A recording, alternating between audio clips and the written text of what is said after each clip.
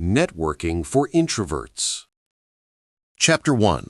Redefining Networking Success. Let's start by throwing out everything you think you know about networking.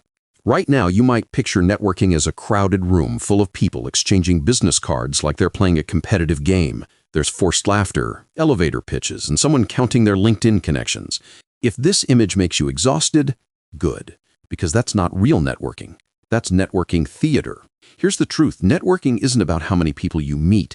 It's about how deeply you connect with the right people. Quality connections versus collecting business cards.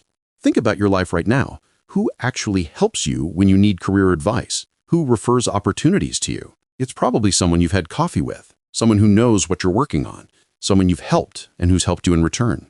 This is the first principle. One meaningful relationship is worth more than 100 superficial contacts. LinkedIn found that while the average person has over 500 connections, they only regularly interact with fewer than 10. But those 10, the people who actually helped with jobs, promotions, and breakthroughs, came from deep relationships, not large networks. The power of one-on-one conversations. Where do you feel most comfortable? In a room with 50 people making small talk, or sitting across from one person, having a real conversation? One-on-one conversations are where introverts dominate. While extroverts work the room, you can have a meaningful conversation that actually goes somewhere. You can ask questions no one else asks. You can listen, really listen. You can build trust. Trust, not visibility, is the currency of valuable networking. Why introverts make better long-term networkers. Introverts are actually better networkers in the long run. You have 3 massive advantages. First, you're naturally selective. Your network is smaller, but incredibly relevant and powerful. Second, you follow up. While extroverts chase the next event, you nurture relationships through thoughtful, consistent engagement. Third, you go deep. You're not interested in surface-level chit-chat.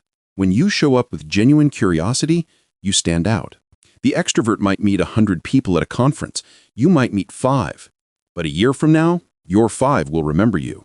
Their 100? Forgotten. Success stories of introverted leaders. Still not convinced? Consider Bill Gates, Warren Buffett, Marissa Mayer, and Barack Obama, all self-described introverts who built extraordinary careers through deep strategic relationships, not by working every room. None of these people succeeded by collecting business cards.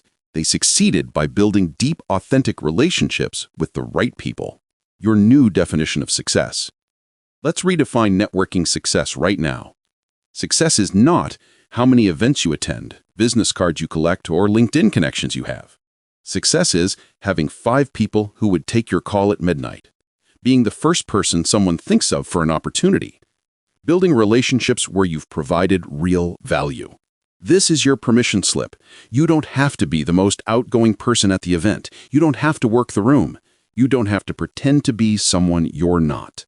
You just have to be intentional, authentic, and patient. Because while everyone else is playing the numbers game, you're playing the long game. And the long game? That's where introverts win. In the next chapter, we'll dive into your specific superpowers as an introvert, the skills you already have that make you a networking force. You're going to realize you've been sitting on advantages you didn't even know you had. But first, let this sink in. You don't need to change who you are. You need to leverage who you are. Chapter 2. Your natural superpowers. Let's talk about what you're already good at. You've been walking around with networking superpowers your entire life. You just didn't know they were superpowers. You probably thought they were just the way you are. But in a world where everyone's talking and nobody's listening, where follow-up is forgotten, and where authenticity is rare, the traits that come naturally to you are worth their weight in gold. So let's inventory your arsenal, the specific advantages you have that extroverts work incredibly hard to develop, if they develop them at all.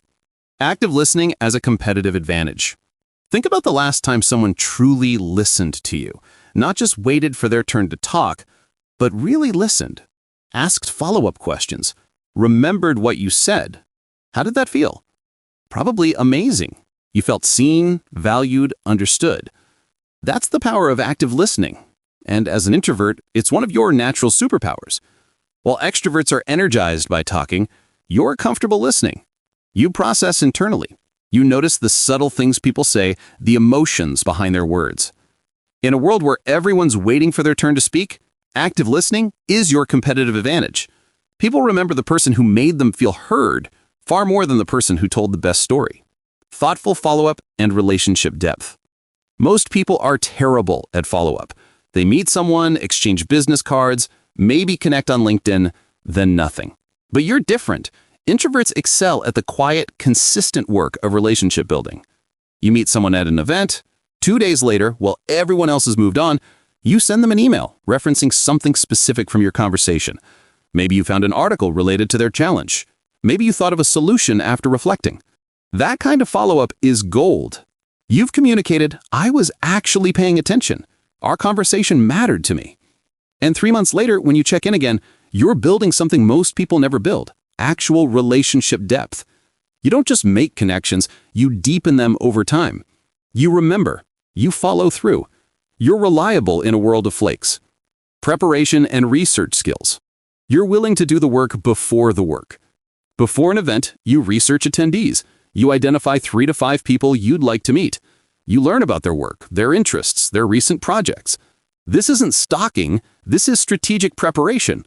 When you walk into that event, you can approach someone and say, "Hi, I'm Alex. I saw you're speaking about sustainable supply chains. I read your article last month. The point about reverse logistics was fascinating. How have you implemented that?" You've started with genuine interest based on real knowledge. You've made them feel seen before the conversation even begins. While others are playing the lottery, you're playing chess. Written communication strengths. You're better in writing than in real-time conversation. For many introverts, this feels like a weakness. But in the modern professional world, written communication is more important than ever.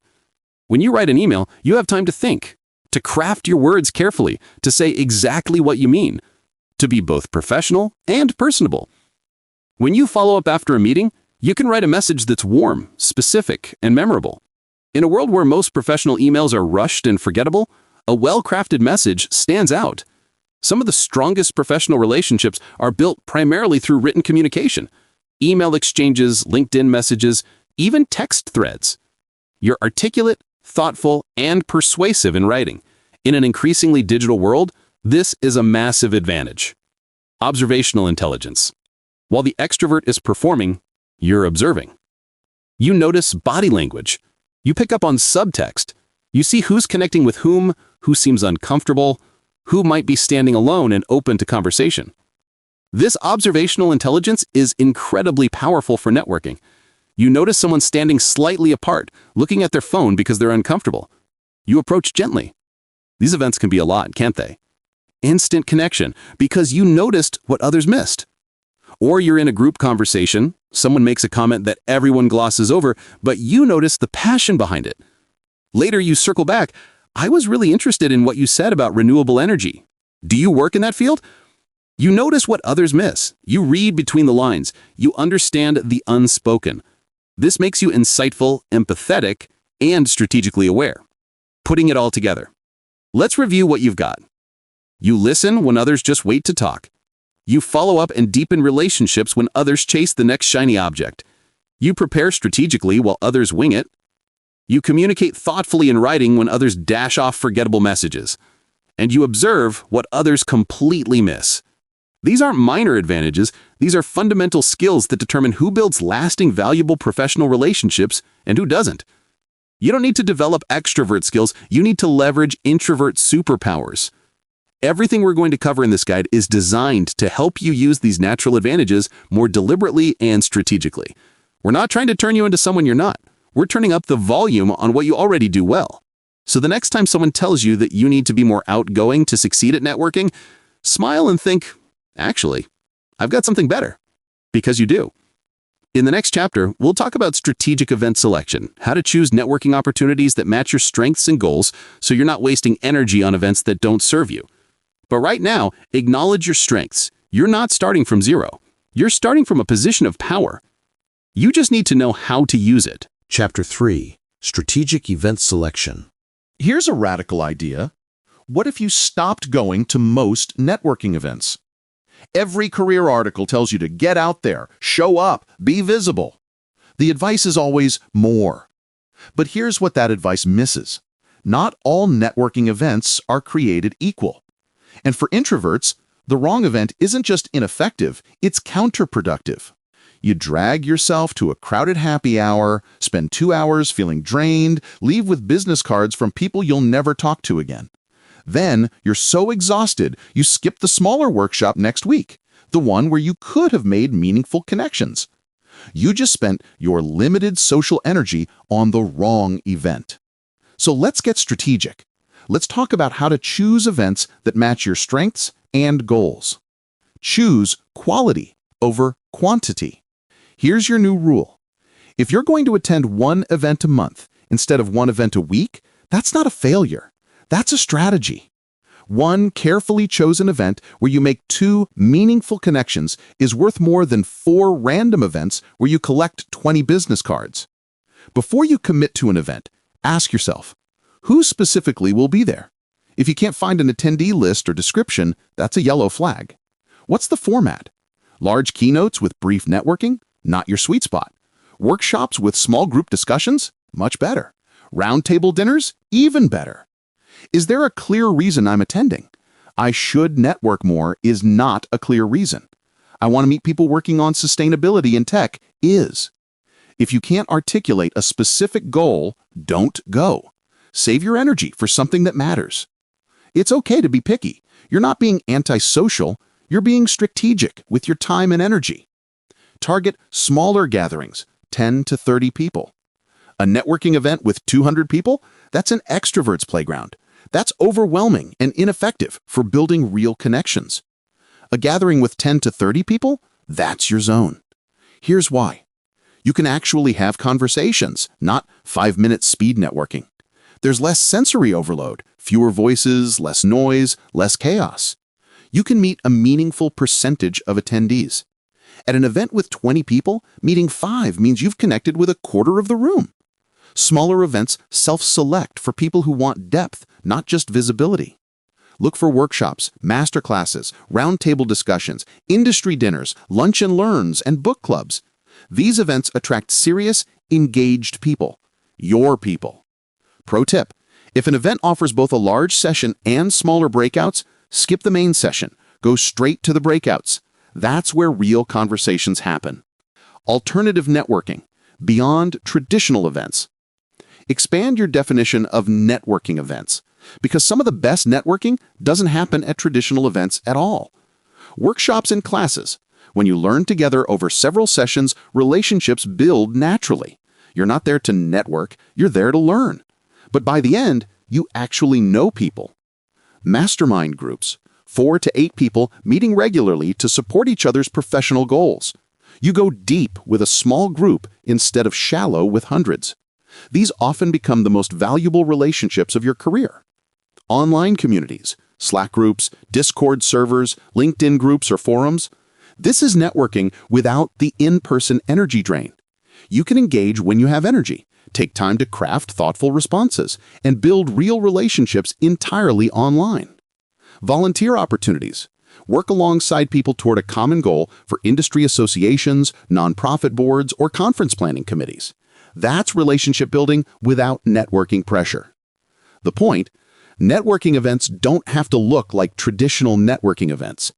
In fact, the best ones often don't. Creating your target connection list. Let's get practical with your event selection system. Step 1, define your networking goals. Be specific. Not meet more people, but connect with 3 marketing directors in B2B SaaS, or find a mentor in sustainable architecture. Step 2, identify where these people spend their time. Research LinkedIn profiles of people you want to meet. See what groups they're in, what events they attend. Step 3, create a short list of high-potential events. Maybe 3 this quarter, maybe 1 per month, whatever feels sustainable. For each event, write down why you're attending, specific goal, who you hope to meet, 3 to 5 names if possible, what you'll prepare beforehand, and what success looks like, 2 to 3 meaningful conversations. Step 4, commit to your top choices and say no to everything else. Every yes to a random networking happy hour is a no to your energy and potentially to a better event. Track your results. After each event, write down who you met, what you talked about, whether it was worth attending again. Over time, you'll develop clear data on what works for you. The freedom to say no. You have explicit permission to decline networking invitations. When someone invites you to an event that doesn't align with your goals, doesn't match your energy, or just doesn't feel right, you can say, "Thanks for thinking of me, but I'm being more selective about events this quarter. I hope it goes well." You don't need to over-explain. You're not being rude, you're being strategic. And here's what's interesting. When you do show up to events, you show up with more energy and intention because you're not burnt out from saying yes to everything. People remember the person who was fully present at 3 events, not the person who dragged themselves to 20. Let's reframe what selective attendance means. It's not antisocial, it's strategic. It's not lazy, it's intentional. It's not missing out, it's focusing in. You're not avoiding networking, you're optimizing it. In the next chapter, we'll talk about how to prepare for the events you do choose to attend. You'll learn specific techniques that turn anxiety into confidence and transform you from someone wandering aimlessly to someone with a clear plan. But first, think about your calendar for the next 3 months. What events are you currently committed to? Which ones actually align with your goals? Which ones can you politely decline to save your energy for what really matters? The power of strategic selection starts now. Chapter 4. Mental and Physical Preparation. Let's talk about something most networking advice completely ignores: your body and your energy. You can have the perfect conversation strategy, the best research, and a clear goal, but if you show up exhausted, hungry, and anxious, none of that matters. Networking isn't just a mental game, it's a physical one. And for introverts especially, managing your energy is the difference between showing up as your best self and barely making it through the door. So let's build a preparation system that sets you up for success, not just intellectually, but physically and emotionally. The 48-hour energy management plan. Treat networking events like an athlete treats game day. Starting 48 hours before the event, deliberately manage your energy. 2 days before, start protecting your energy. If you can choose between a draining obligation and rest, choose rest. If you can delegate something stressful, delegate it. Get your research done, review attendees, prepare questions. The day before, handle logistics now, not 10 minutes before you leave. What are you wearing? How are you getting there? Plan to arrive 15 to 20 minutes early. And most importantly, get good sleep. When you're sleep deprived, everything feels harder. Your filter disappears. Your anxiety spikes. The day of. Eat something substantial with protein and complex carbs before you go. Not a granola bar, real food. When your blood sugar crashes, so does your mental clarity and emotional regulation. Limit caffeine. It amplifies whatever you're already feeling. If you're anxious, caffeine can turn that into panic. Avoid alcohol before the event. It might reduce anxiety temporarily, but it also reduces your sharpness and memory. Move your body for 20 minutes. A walk, some stretching, yoga. Physical movement helps regulate your nervous system and burns off anxiety. This isn't being precious. This is being strategic. You're allocating your social energy to where it matters most. Pre-event research that reduces anxiety. Preparation is one of the most effective anxiety reduction strategies available. Here's why. Anxiety thrives on uncertainty. Preparation reduces unknowns. Know the agenda. What's the flow? Presentations first, then mingling? Understanding the structure helps you plan your energy. Research attendees. If there's a list, download it. Create your hit list of 3 to 5 people you genuinely like to meet. For each person, spend 10 to 15 minutes learning what they do, what they're working on, what they care about, and any common ground. Write this down. Create a simple note with their name, what they look like, 1 to 2 conversation starters, and why connecting matters. Prepare your introduction. You need a clear conversational answer to, what do you do? Here's a formula. I'm name, and I, what you do for, who you help. Right now, I'm particularly focused on current project or interest. Practice saying this out loud until it feels natural. Prepare 3 conversation starters. Not pickup lines, genuine questions. What brought you to this event? I'm interested in topic. What's your connection to it? Have you been to one of these before? These are your safety net. When your mind goes blank, you have something to fall back on. Setting realistic goals. Here's where introverts sabotage themselves. They set extrovert goals. They think they need to meet 20 people, collect 15 business cards, stay for 3 hours. Then they fall short, feel like failures, and decide networking isn't for them. Let's set goals that make sense for you. Goal 1. Have 2 to 3 meaningful conversations, not surface-level chit-chat. Real conversations where you learn something and they learn something. 2 to 3. That's it. That's success. Goal 2. Make 1 genuine connection. 1 person you'd actually want to follow up with. 1 person where you felt real connection or mutual value. Goal 3. Stay as long as you need to, not as long as the event lasts. Maybe 45 minutes, maybe 90, maybe 30. All of these are fine. Here's a radical reframe. Leaving early with energy left is better than staying late and burning out, because you need energy for follow-up, which is actually more important than the event itself. Give yourself permission right now. You can leave when you're done, not when the event is over. Your exit strategy toolkit. One of the biggest sources of anxiety is feeling trapped. So let's create your escape routes. Exiting a conversation. This has been really interesting. I don't want to monopolize your time though. Would you mind if we exchanged contact info? I want to make sure I connect with a few other people before I leave. Let's stay in touch. Say this warmly with a smile. Most people will respect your honesty. Exiting the event. You don't need to say goodbye to everyone. If you've accomplished your goals, just go. If you want to be polite to the host, thank you for organizing this. I had some great conversations. I need to head out, but I appreciate you putting this together. The strategic bathroom break. The bathroom is your socially acceptable escape pod. Go there, splash water on your face, take 3 deep breaths, remind yourself of your goals, then go back out. No one needs to know you are giving yourself a pep talk. What to eat and avoid. Good pre-event foods, protein and complex carbs, chicken and rice, salmon and quinoa, eggs and whole grain toast, something that keeps you full for hours.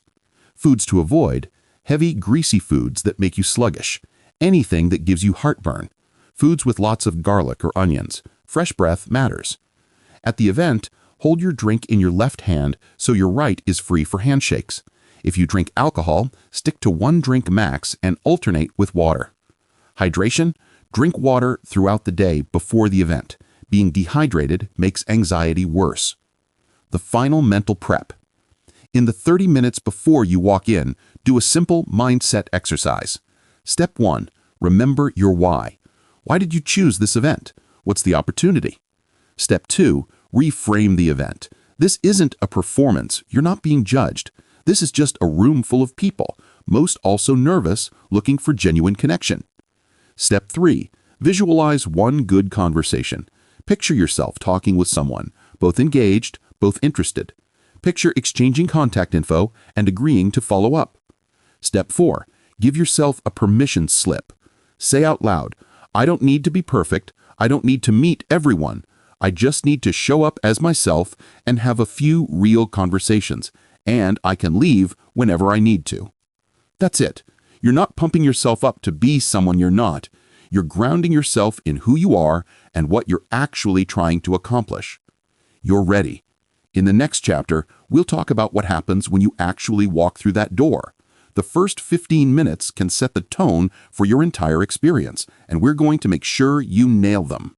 Chapter 5. The Arrival Strategy. The first 15 minutes of a networking event will determine your entire experience. How you enter the room, where you position yourself, and what you do in those crucial first minutes sets the tone for everything that follows. Most people arrive late, scan the room anxiously, feel overwhelmed by conversations already in progress, and immediately regret coming. You're not going to do that. You're going to arrive with a strategy. Arrive early, volunteer, or find the food station. Here's your first strategic choice. Arrive early, not on time. When you arrive 15 to 20 minutes early, the room isn't crowded yet. There are only a handful of people. This is your golden window. First, it gives you time to get oriented. You can see the layout, Where's the bar, the food, the high-traffic areas versus quieter corners? When you arrive to a crowded room, you have to process all this while feeling socially overwhelmed. Second, early arrivers are usually easier to talk to. They're also standing there without much to do, often looking for someone to chat with. Third, you get to see everyone else arrive. Instead of walking into established conversations, you watch the room form.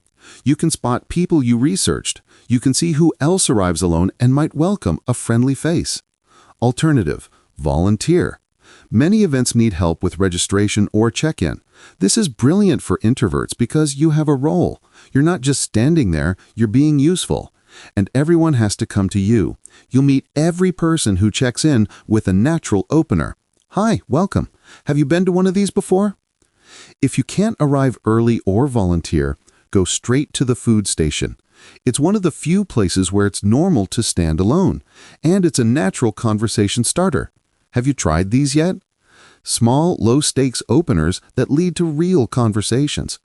The key is you're not aimlessly entering the room. You have a first move. The NARP Friendly Face Scanning Technique. You're in the room. You're oriented. Now spend 30 seconds scanning for what I call friendly faces. People standing alone. They're probably also introverted or between conversations. They'll likely welcome someone approaching them. People making eye contact. If someone catches your eye and smiles, that's an invitation. They're open to conversation. People with open body language, relaxed posture, not deeply engrossed in their phone. People you recognize from your research. If you spot one of your target connections, pay attention to whether they're in conversation or free. Avoid tight circles of people in deep conversation, hard to break into. Anyone actively pitching to someone, wait until they're done. Anyone who looks rushed or stressed. This scanning takes less than a minute, but it transforms you from feeling lost to having a plan. How to approach someone standing alone. You've spotted someone standing alone. This is your moment. Approach from the side, not head-on. Coming straight at someone feels aggressive. A slight angle feels natural. Make eye contact and smile. This signals friendly intent.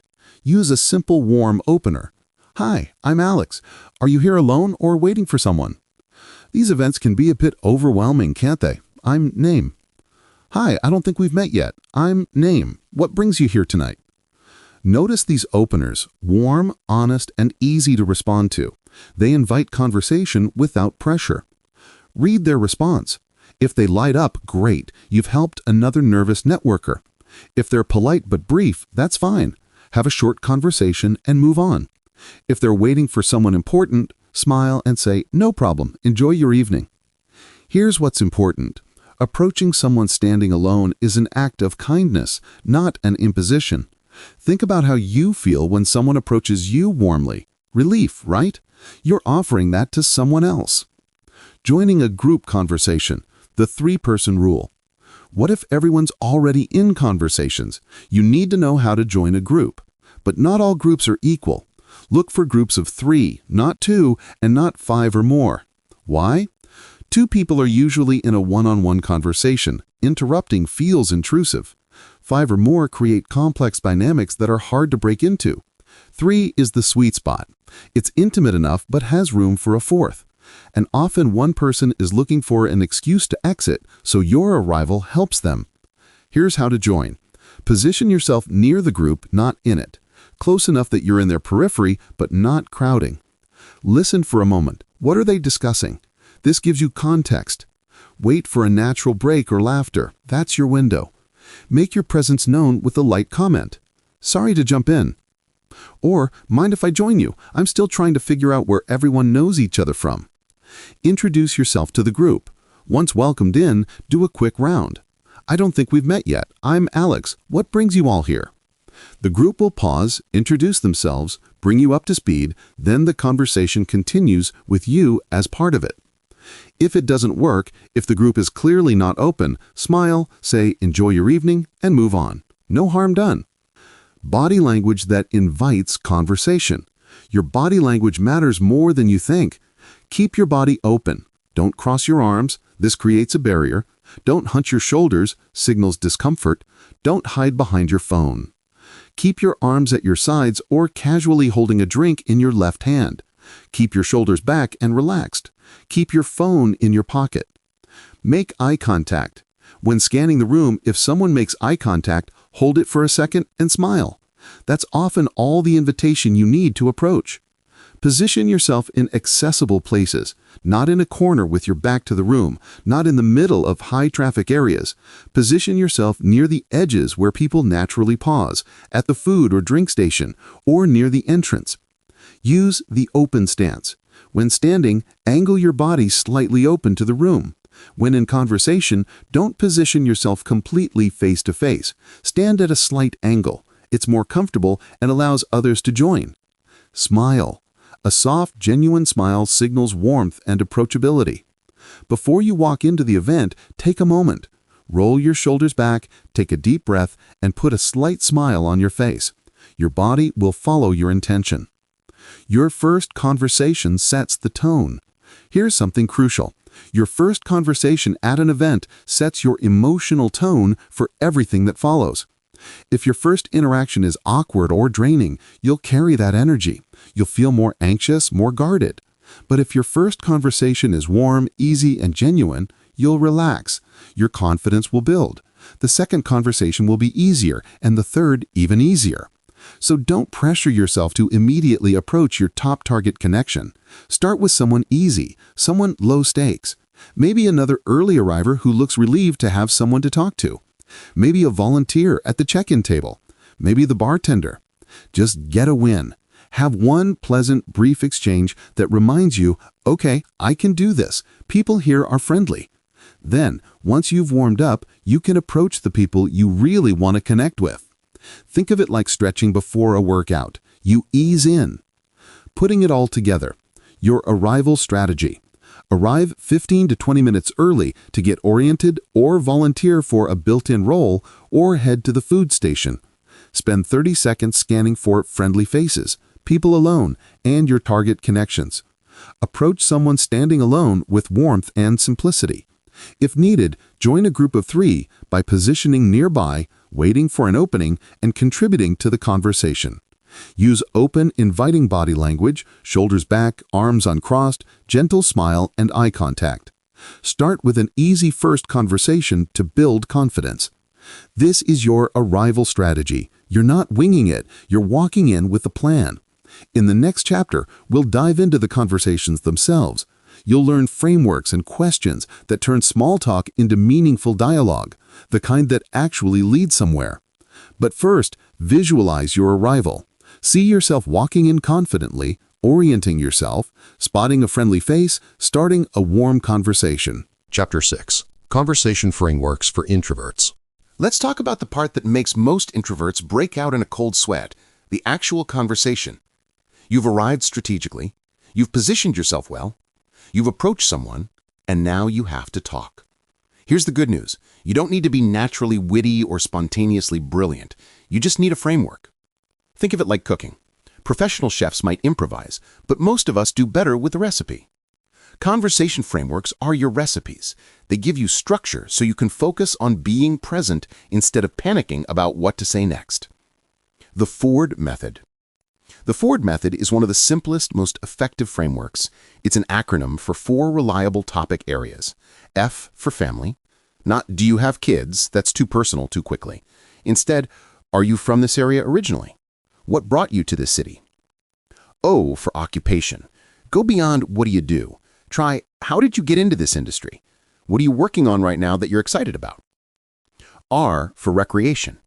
What do you do to unwind after a long week? Have you picked up any new hobbies recently? D for dreams. Where do you see your career heading? If you could change one thing about your industry, what would it be? You don't march through these like a checklist. Start with one area and follow the natural flow. If they mention relocating for their job, you've got a family question. If they mention golfing on weekends, you've got recreation. The framework isn't rigid. It's a mental map so you're never stuck for what to ask next. Going deep fast. Asking better questions. Most people ask surface-level questions that get rehearsed responses. Instead, ask questions that invite real answers. Instead of what do you do, try, what's your favorite part of what you do? Or what got you into this field? Instead of how's business, try, what's the biggest challenge you're facing right now? Or what trends are you seeing? Instead of, did you enjoy the presentation? Try, what resonated with you most? Or how does that apply to what you're working on? These questions invite stories, not facts. Facts are forgettable. Stories are memorable. And stories create connection. The magic happens in the follow-up. Someone says they're launching a new product line. Most people respond with their own story. But you follow up. That sounds exciting. What's been the most unexpected challenge? You're staying with their story, showing genuine interest, and going deeper. This is your introvert superpower in action. While extroverts jump to their own stories, you're actually listening and building on what the other person said. The 70-30 rule. Listen 70% of the time. Talk 30% of the time. People remember how you made them feel more than what you said. And when you make someone feel heard, truly heard, they remember you fondly. But listening doesn't mean being silent. Active listening involves verbal acknowledgments, like, that makes sense. Clarifying questions, like, when you say X, do you mean? Reflective statements, like, so what I'm hearing is, and genuine reactions, like, that's impressive. When it is your turn to talk, that 30%, make it count. Don't ramble. Share something relevant, interesting, and concise. Bad response? Well, I started out in marketing, but then I transitioned to product management, and now I'm doing a mix of both, plus some consulting. Better response? I help SaaS companies improve their product market fit. Right now, I'm focused on early-stage startups finding their first 100 customers. What about you? What brings you to this event? Clear, specific, then turn it back to them. The 70-30 rule keeps you from talking too little, seeming disinterested, or too much, dominating and making them check out. Your 30-second introduction. You need a clear way to introduce yourself. Here's a formula. Who you are, plus what you do, plus who you help or problem you solve, plus current focus, plus question back to them. Examples. I'm Rachel, a UX designer focused on accessibility. I help companies make their products usable for people with disabilities. Right now, I'm redesigning a healthcare app to be screen reader compatible. Are you in tech or a different field? I'm Marcus, and I run a B2B content marketing agency. We help technical companies explain complex products in ways that resonate with buyers. Lately, I've been fascinated by how AI is changing content creation. What's your background? Notice they're specific. They mention who you help or what problem you solve. They include a current detail that gives people a hook. They end with a question. Don't recite your resume. Don't use jargon. Don't go on for 2 minutes. 30 seconds. Clear, interesting, inviting. Turning small talk into meaningful dialogue. Small talk is the doorway, not the room. You don't camp out there. You pass through it to get somewhere interesting. Start with a standard opener, then pivot. Quite a turnout tonight. Have you been to these before? If yes, what keeps you coming back? If no, what made you decide to check it out? Both follow-ups move past the surface. Use the event as a springboard. What did you think of the speaker's point about topic? You're immediately into substantive territory. Ask about their why, not just their what. So you're in software development. What drew you to that field originally? People's origin stories are more interesting than their job descriptions. Look for emotion and follow it. If someone mentions something with enthusiasm or frustration, that's your opening. You sound excited about that project. What makes it particularly interesting? Emotion is where real conversation lives. The key, small talk is fine for the first minute or two, then deliberately steer toward depth. Most people will be relieved. They don't want to talk about the weather either. When silence isn't awkward. Not all silence is awkward. There's uncomfortable silence where both people are panicking, and comfortable silence where both are just thinking. Introverts are more comfortable with silence than extroverts. When you ask someone a thoughtful question, give them time to think. Don't rush to fill the silence. What's the biggest challenge you're facing right now? That pause, that's them thinking. That's them deciding whether to give you a real answer or a surface-level one. If you jump in, you've told them you didn't really want to know. But if you wait comfortably, they'll often give you something real. If the silence does start to feel uncomfortable, you have options. Like, sorry, I totally blanked on what I was going to say. Or, so circling back to what you mentioned about topic. But don't be afraid of a few seconds of quiet. Sometimes the best conversations have space in them. Your conversation toolkit. You now have the Ford method for never running out of topics, better questions that invite stories instead of facts, the 70-30 rule for balancing listening and sharing, a 30-second personal introduction that's clear and inviting, techniques for moving past small talk into meaningful dialogue, and permission to embrace silence when it serves the conversation. These aren't tricks, they're frameworks that free you up to be present and authentic. When you're not panicking about what to say next, you can actually enjoy the conversation. And here's what happens when you relax. You become interesting, not because you're performing, but because you're genuinely curious, genuinely listening, and genuinely yourself. That's the person people remember. In the next chapter, we'll talk about how to exit conversations gracefully, because knowing when and how to end them well is just as important as knowing how to start them. Chapter 7. Graceful Exits and Transitions. Here's a truth nobody talks about. Knowing how to end a conversation is just as important as knowing how to start one. Many introverts get stuck. You're in a conversation that's gone too long or reached its natural conclusion, but you don't know how to exit without seeming rude. So you stay. The conversation drags. Your energy drains. And you leave exhausted, thinking you spent 45 minutes with one person when you could have had meaningful conversations with 3 or 4. Let's fix that. Let's give you permission to exit conversations gracefully and the exact words to do it. How to politely end conversations. First, let's establish. Ending a conversation is not rude. The whole point of networking events is to meet multiple people. Everyone understands this. If you spend the entire event talking to one person, you're actually missing the point. The key to a graceful exit is threefold. Give a reason that's honest but doesn't require explanation. Express appreciation. Create a path forward if you want to stay connected. Scripts that work. This has been really interesting. I don't want to monopolize your time, though. Would you mind if we exchanged contact info? I've really enjoyed talking with you. I do want to connect with a few other people before the event ends. Let's definitely stay in touch. Can I get your card? I'm going to be honest. I'm starting to hit my social energy limit, but I've really enjoyed our conversation. Would it be okay if I reached out next week to continue this? I'm going to grab some water and circle back to a few people. It's been great talking with you. Are you on LinkedIn? Notice, they're warm, clear, and don't apologize excessively. You're being direct and kind. This has been great. Let's stay in touch. That's all you need. Exchange contact info like a pro. Be clear about what you're asking. Can I get your email? Are you on LinkedIn? Let me send you a request right now. Do you have a business card? Make it mutual. Here's my card. Do you have one? Or, let me give you my email. What's yours? Connect on the spot when possible. Pull out your phone and send the LinkedIn request right there.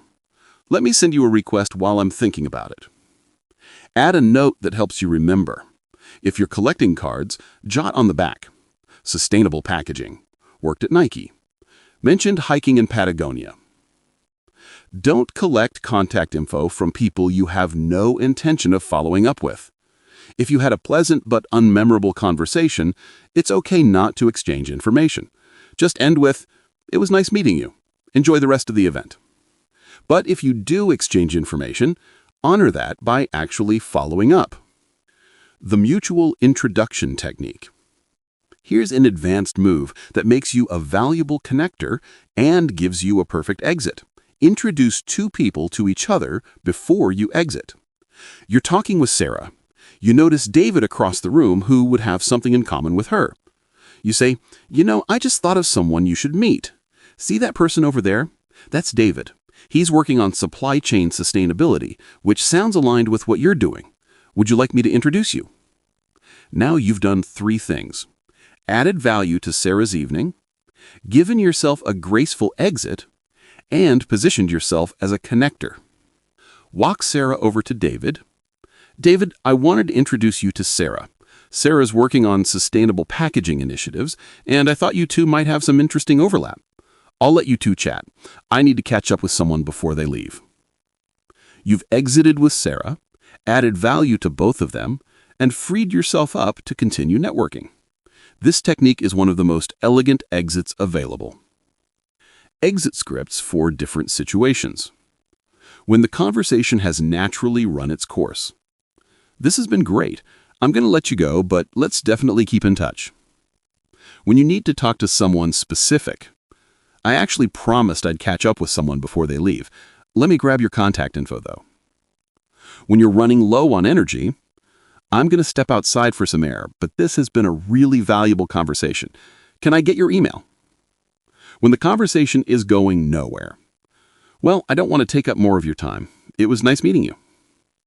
When you're genuinely interested in following up, I'd love to continue this conversation when we have more time. Are you free for coffee sometime in the next couple of weeks? The universal escape. I need to run to the restroom. It was great talking with you. You don't need to elaborate or justify. Brief and friendly is fine. Reading the signals when the other person wants out. Sometimes you're not the one who needs to leave, they do. Recognize when the other person wants to exit and help them out. Signs someone wants to exit. Their eyes are wandering. Their body is angled away. Their answers are getting shorter. They keep saying, anyway, or well. They're glancing at their watch or phone. They're mentioning needing to do something. When you notice these signs, help them exit. Well, I don't want to keep you.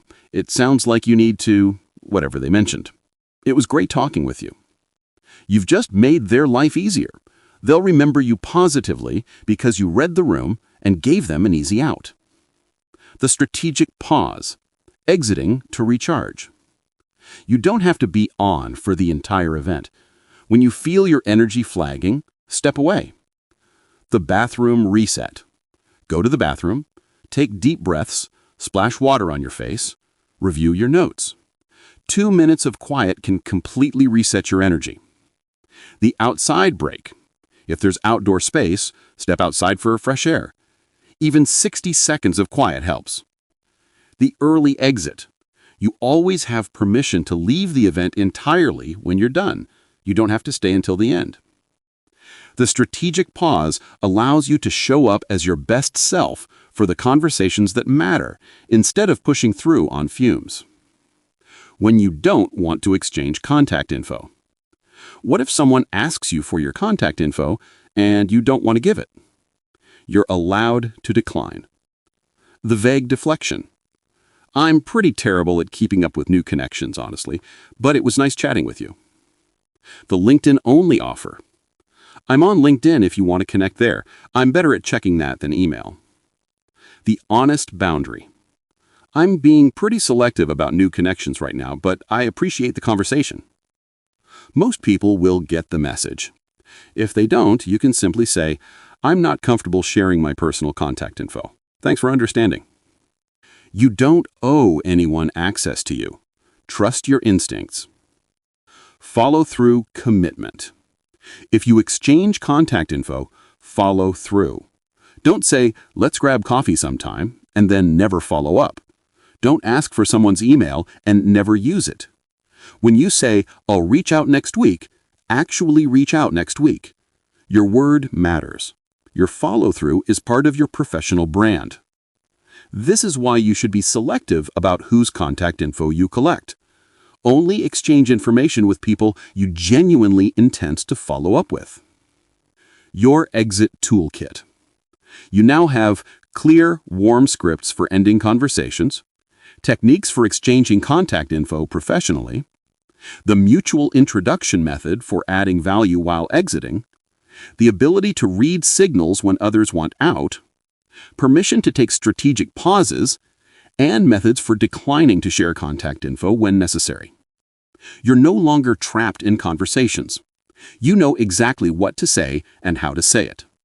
And that means you're in control of your networking experience. You decide how long conversations last. You decide who you exchange information with. You decide when you need a break. You decide when you're done for the evening. That's power. That's agency. That's networking on your terms. In the next chapter, we'll talk about managing your energy throughout events, knowing when to leave without guilt, and creating sustainable networking practices. Chapter 8. Managing your energy. So let's talk about managing your energy like the finite, precious resource it is. When you get this right, networking stops being draining and starts being sustainable. The 45-minute rule. Here's a rule that might change everything. 45 minutes is often enough. Not 3 hours, not the entire event. 45 minutes to 90 minutes max. In the first 45 minutes, you're fresh, you're engaged. You can have 2 to 3 quality conversations where you're your best self. By hour 2, you're running on fumes. Your smile is forced. Your listening is shallow. You're just trying to survive. Which version of you do you want people to remember? The 45-minute strategy. First 15 minutes, orient yourself, have an easy warm-up conversation, identify your target connections. Next 30 to 45 minutes, your prime time. Have your most important conversations. You're focused, energized, making real connections. After 45 minutes, check in with yourself. Still sharp or starting to fade? If you're fading, start wrapping up. Leaving while you still have energy is better than staying until you're empty. Why? Because you need energy for follow-up. The conversation doesn't end when you leave. It continues in the emails you send, the coffee meetings you schedule. If you burn all your energy at the event, you won't follow up effectively. One high-quality event per month where you show up fresh beats 4 events where you drag yourself there exhausted. Reading your body's signals. Your body tells you when it's time to go. You just need to listen. Physical signals? Your shoulders tense up. Your face starts hurting from smiling. You're getting a headache. Your stomach feels unsettled. You're fidgeting more. Mental signals? You're losing your train of thought. You can't think of questions. You're zoning out during conversations. Everything feels effortful. You're thinking more about leaving than connecting. Emotional signals? You're getting irritable. You feel overwhelmed. You're feeling discouraged. You're comparing yourself to others. When you notice these signals, honor them. Don't push through. Don't tell yourself you're being weak. These signals are information. We've done good work. Now we need to recharge. The earlier you catch these signals, the less draining the event will be overall. If you leave at the first sign of fatigue, you'll recover quickly. If you push until you're completely depleted, you might need days to recover. Strategic breaks during events. You don't always have to leave entirely. Sometimes a strategic break can reset your energy. The bathroom reset? Lock the door, take 60 seconds of complete quiet. Do box breathing. In for 4 counts, hold for 4, out for 4, hold for 4. Repeat 3 times.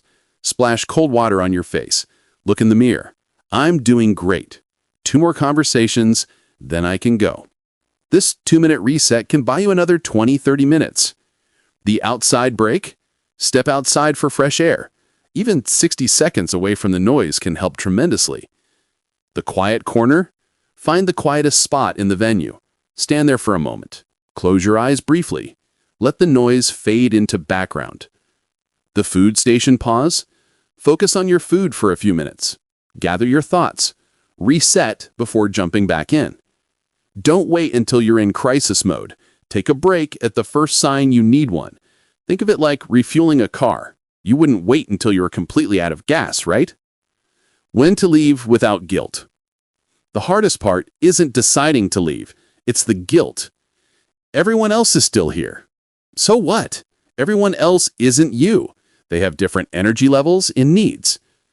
I should stay longer. Why? Who made that rule? If you've accomplished what you came for, why is staying longer necessary? What if I miss something important? This is FOMO. The most important networking happens in one-on-one conversations and follow-up, not in staying until the last person leaves. People are focused on their own experience, and leaving while you're still engaged makes a better impression than staying while clearly checked out. Here's your permission. You can leave whenever you're done. Done means you've had the conversations you came for, you're starting to feel depleted, you've accomplished your goals, you've stayed as long as feels sustainable. It doesn't mean when the event officially ends, when the last person leaves, or when you've talked to everyone. You decide when you're done. And when you're done, you leave. Confidently. without apology. The power of leaving while you're still enjoying it. Here's a counterintuitive strategy. Leave while you're still enjoying yourself. If you stay until you're miserable, your brain files the entire experience under painful. Even if the first hour was great, the last hour of suffering is what you'll remember. Next time, your brain says, "Remember how terrible that was?" But if you leave while things are still good, while you're still engaged, your brain files it under success. Next time, "That actually went well. I can do this." Leaving early is actually an investment in your long-term networking success. You're protecting your relationship with networking itself. Energy management before and after events. Before, protect your energy for 48 hours prior. Prepare thoroughly, show up rested. Don't skip meals or load up on caffeine. After, give yourself a transition. Don't go straight from the event to another obligation. Give yourself at least 30 minutes of buffer. Drive in silence. Walk slowly. Let your nervous system downshift. When you get home, decompress intentionally. Change into comfortable clothes. Eat something nourishing. Do something quiet. Read. Take a bath. Sit in silence. Before bed, quick debrief. What went well? Who did you meet? What do you want to remember? Jot down notes about people you met. The next day, don't overschedule. Give yourself recovery time. And send at least one follow-up message within 24 hours. Capitalize on momentum while it's fresh. Creating your energy budget. Just like a financial budget, you need an energy budget for networking. Know your baseline. How much social energy do you have on an average day? Be honest. Know what depletes you. Large crowds, small talk, loud environments, back-to-back interactions. Know what restores you. Quiet time alone, nature, physical movement, creative activities. Budget accordingly. If an event will drain you significantly, what can you do before and after to balance it? Maybe block off the evening after for quiet time. Schedule a walk the next morning. Keep the day of the event otherwise light. You're not just planning to attend, you're planning for the entire energy cycle. Over time, you'll get good at knowing exactly how much you can handle and how to manage sustainably. The monthly versus weekly approach. One high-quality networking event per month is often better than one mediocre event per week. One per month allows proper preparation, thorough follow-up, time to recover. You show up fresh and engaged, not exhausted and resentful.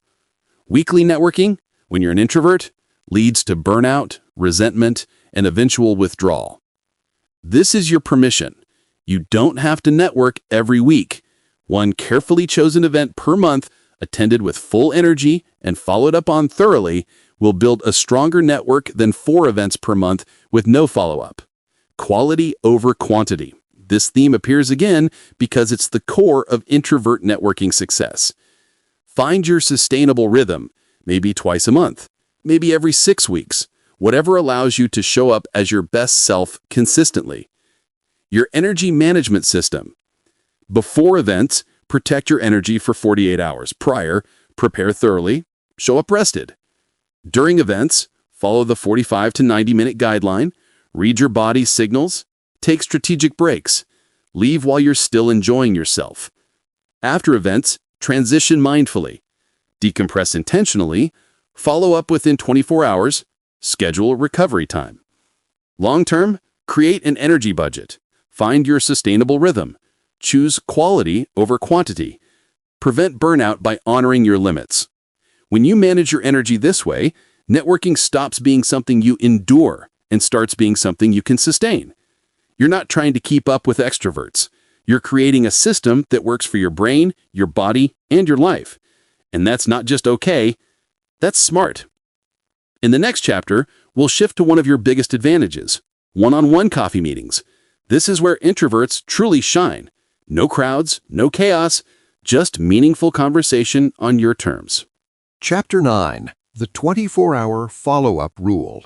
Here's a truth that separates people who network from people who build networks. The real work begins after the conversation ends.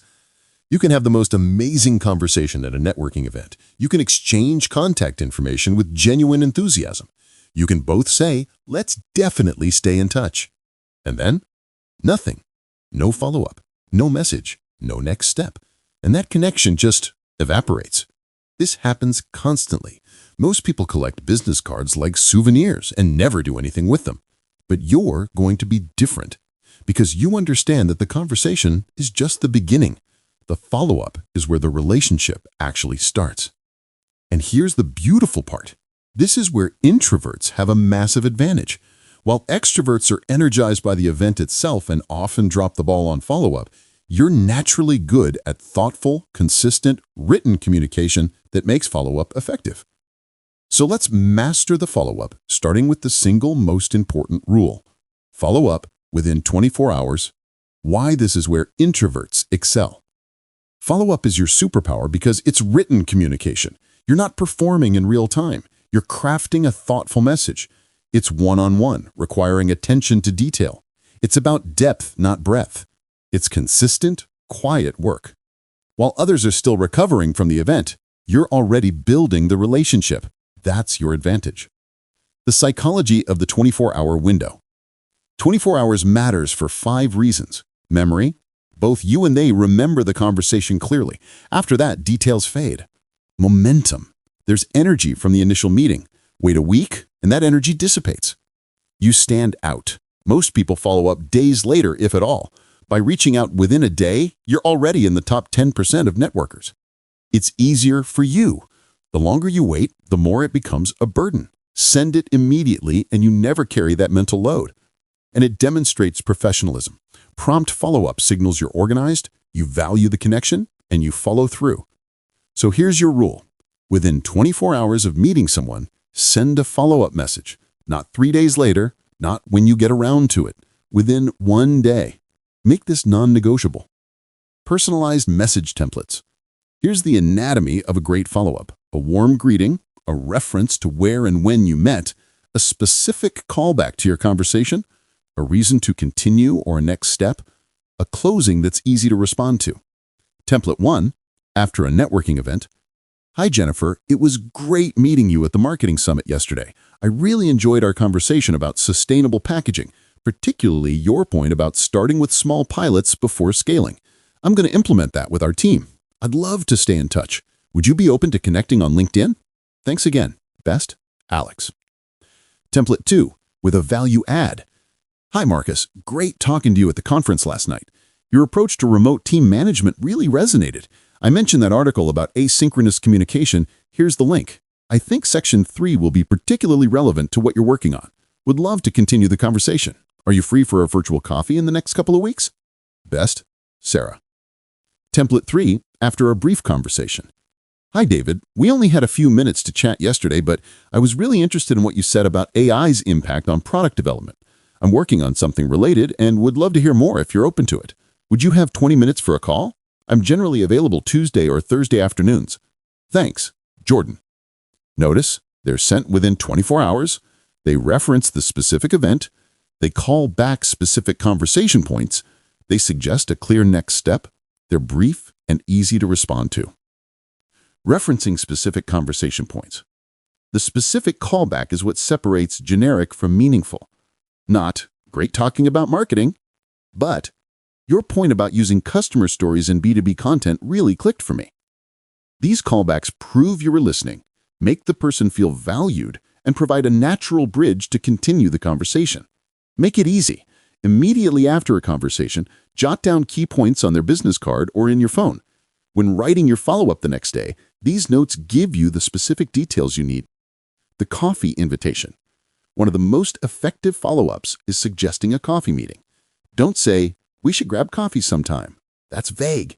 Instead, would you be open to grabbing coffee in the next couple of weeks? I'm generally available Tuesday or Thursday mornings, if either works.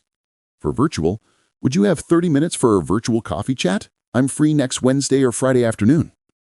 This approach proposes a time frame, offers specific options, and respects their schedule. When should you suggest coffee? When the conversation was substantive, there's clear professional alignment, or you genuinely want to learn more about their work. If they don't respond to your invitation, wait a week, then send one gentle follow-up. Just wanted to bump this up in case you missed it. No worries if you're too busy. If they still don't respond after the second message, let it go gracefully. Not every connection develops, and that's okay. Focus on the people who do respond. LinkedIn connection best practices. LinkedIn is often the simplest follow-up action, but customize your connection request. Wrong. I'd like to add you to my professional network on LinkedIn. Right. Hi, Jennifer. Great talking to you at the Marketing Summit yesterday about sustainable packaging. Would love to stay connected and continue the conversation. Brief. You only have 300 characters, but specific. Sent within 24 hours, alongside an email or as your primary follow-up. After they accept, don't immediately pitch them. If you have something genuinely valuable to share, share it. Otherwise, let the connection exist and engage with their content over time. When you meet multiple people, you attended an event and met several people. How do you follow up without it feeling overwhelming? Prioritize. Focus on the most promising connections, your top 3 to 5. Pick those you had the most substantive conversations with or are most excited to stay connected with.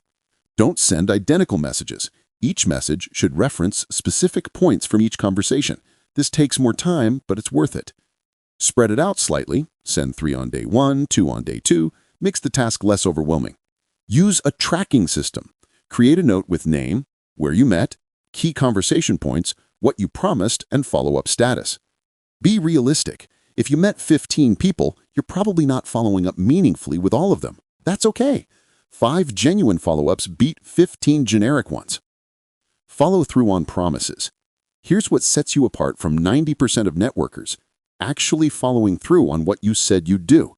If you said you'd send an article, send it within 24 hours. If you said you'd make an introduction, make it immediately. If you said you'd share a resource, share it. Don't wait.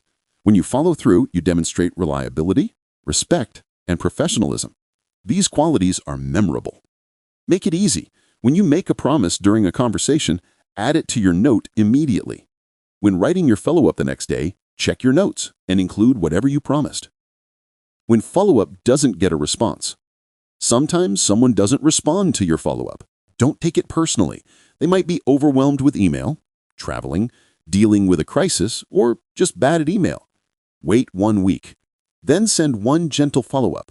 Just wanted to bump this up in case it got buried. No worries if you're swamped. If they still don't respond after the second message, let it go gracefully. Don't send a third. Not every connection develops, and that's okay. Focus on the people who do respond. Creating your follow-up system. Make it automatic and sustainable. Step 1. Make it immediate. As soon as possible after the conversation, jot down key points. Step 2. Set a 24-hour deadline. Put it on your calendar. Follow up from event name. Treat it like any other commitment. Step 3. Create a template library. Save sample messages. Having templates makes it easier to get started. Step 4. Track your follow-ups. Use a spreadsheet with name, where you met, date of initial follow-up, response status, next action, follow-up date. And step 5. Schedule longer-term follow-ups. If someone responds positively, set a reminder for 3 months from now. Hi, Jennifer. We connected at the Marketing Summit back in March. I wanted to update you on our packaging initiative. We implemented your pilot approach, and it's working really well. This transforms one-time connections into ongoing relationships. Your follow-up advantage. You now understand why the 24-hour rule is powerful. You have templates for every scenario. You know how to reference specific points. You understand follow-through. You have a tracking system. And here's what this means. While others are thinking about following up, you've already done it. While others send generic messages, you're sending thoughtful, personalized messages. While others forget their promises, you're following through and building trust. This is your competitive advantage, not charm or charisma. Reliable, thoughtful, timely follow-up. The beautiful part? It's completely within your control.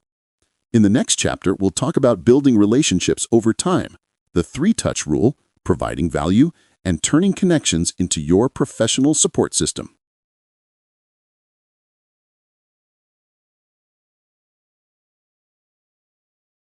Chapter 10.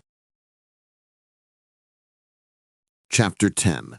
Building the relationship. You've sent the follow-up message. They responded. Maybe you've even had that coffee meeting. Now what?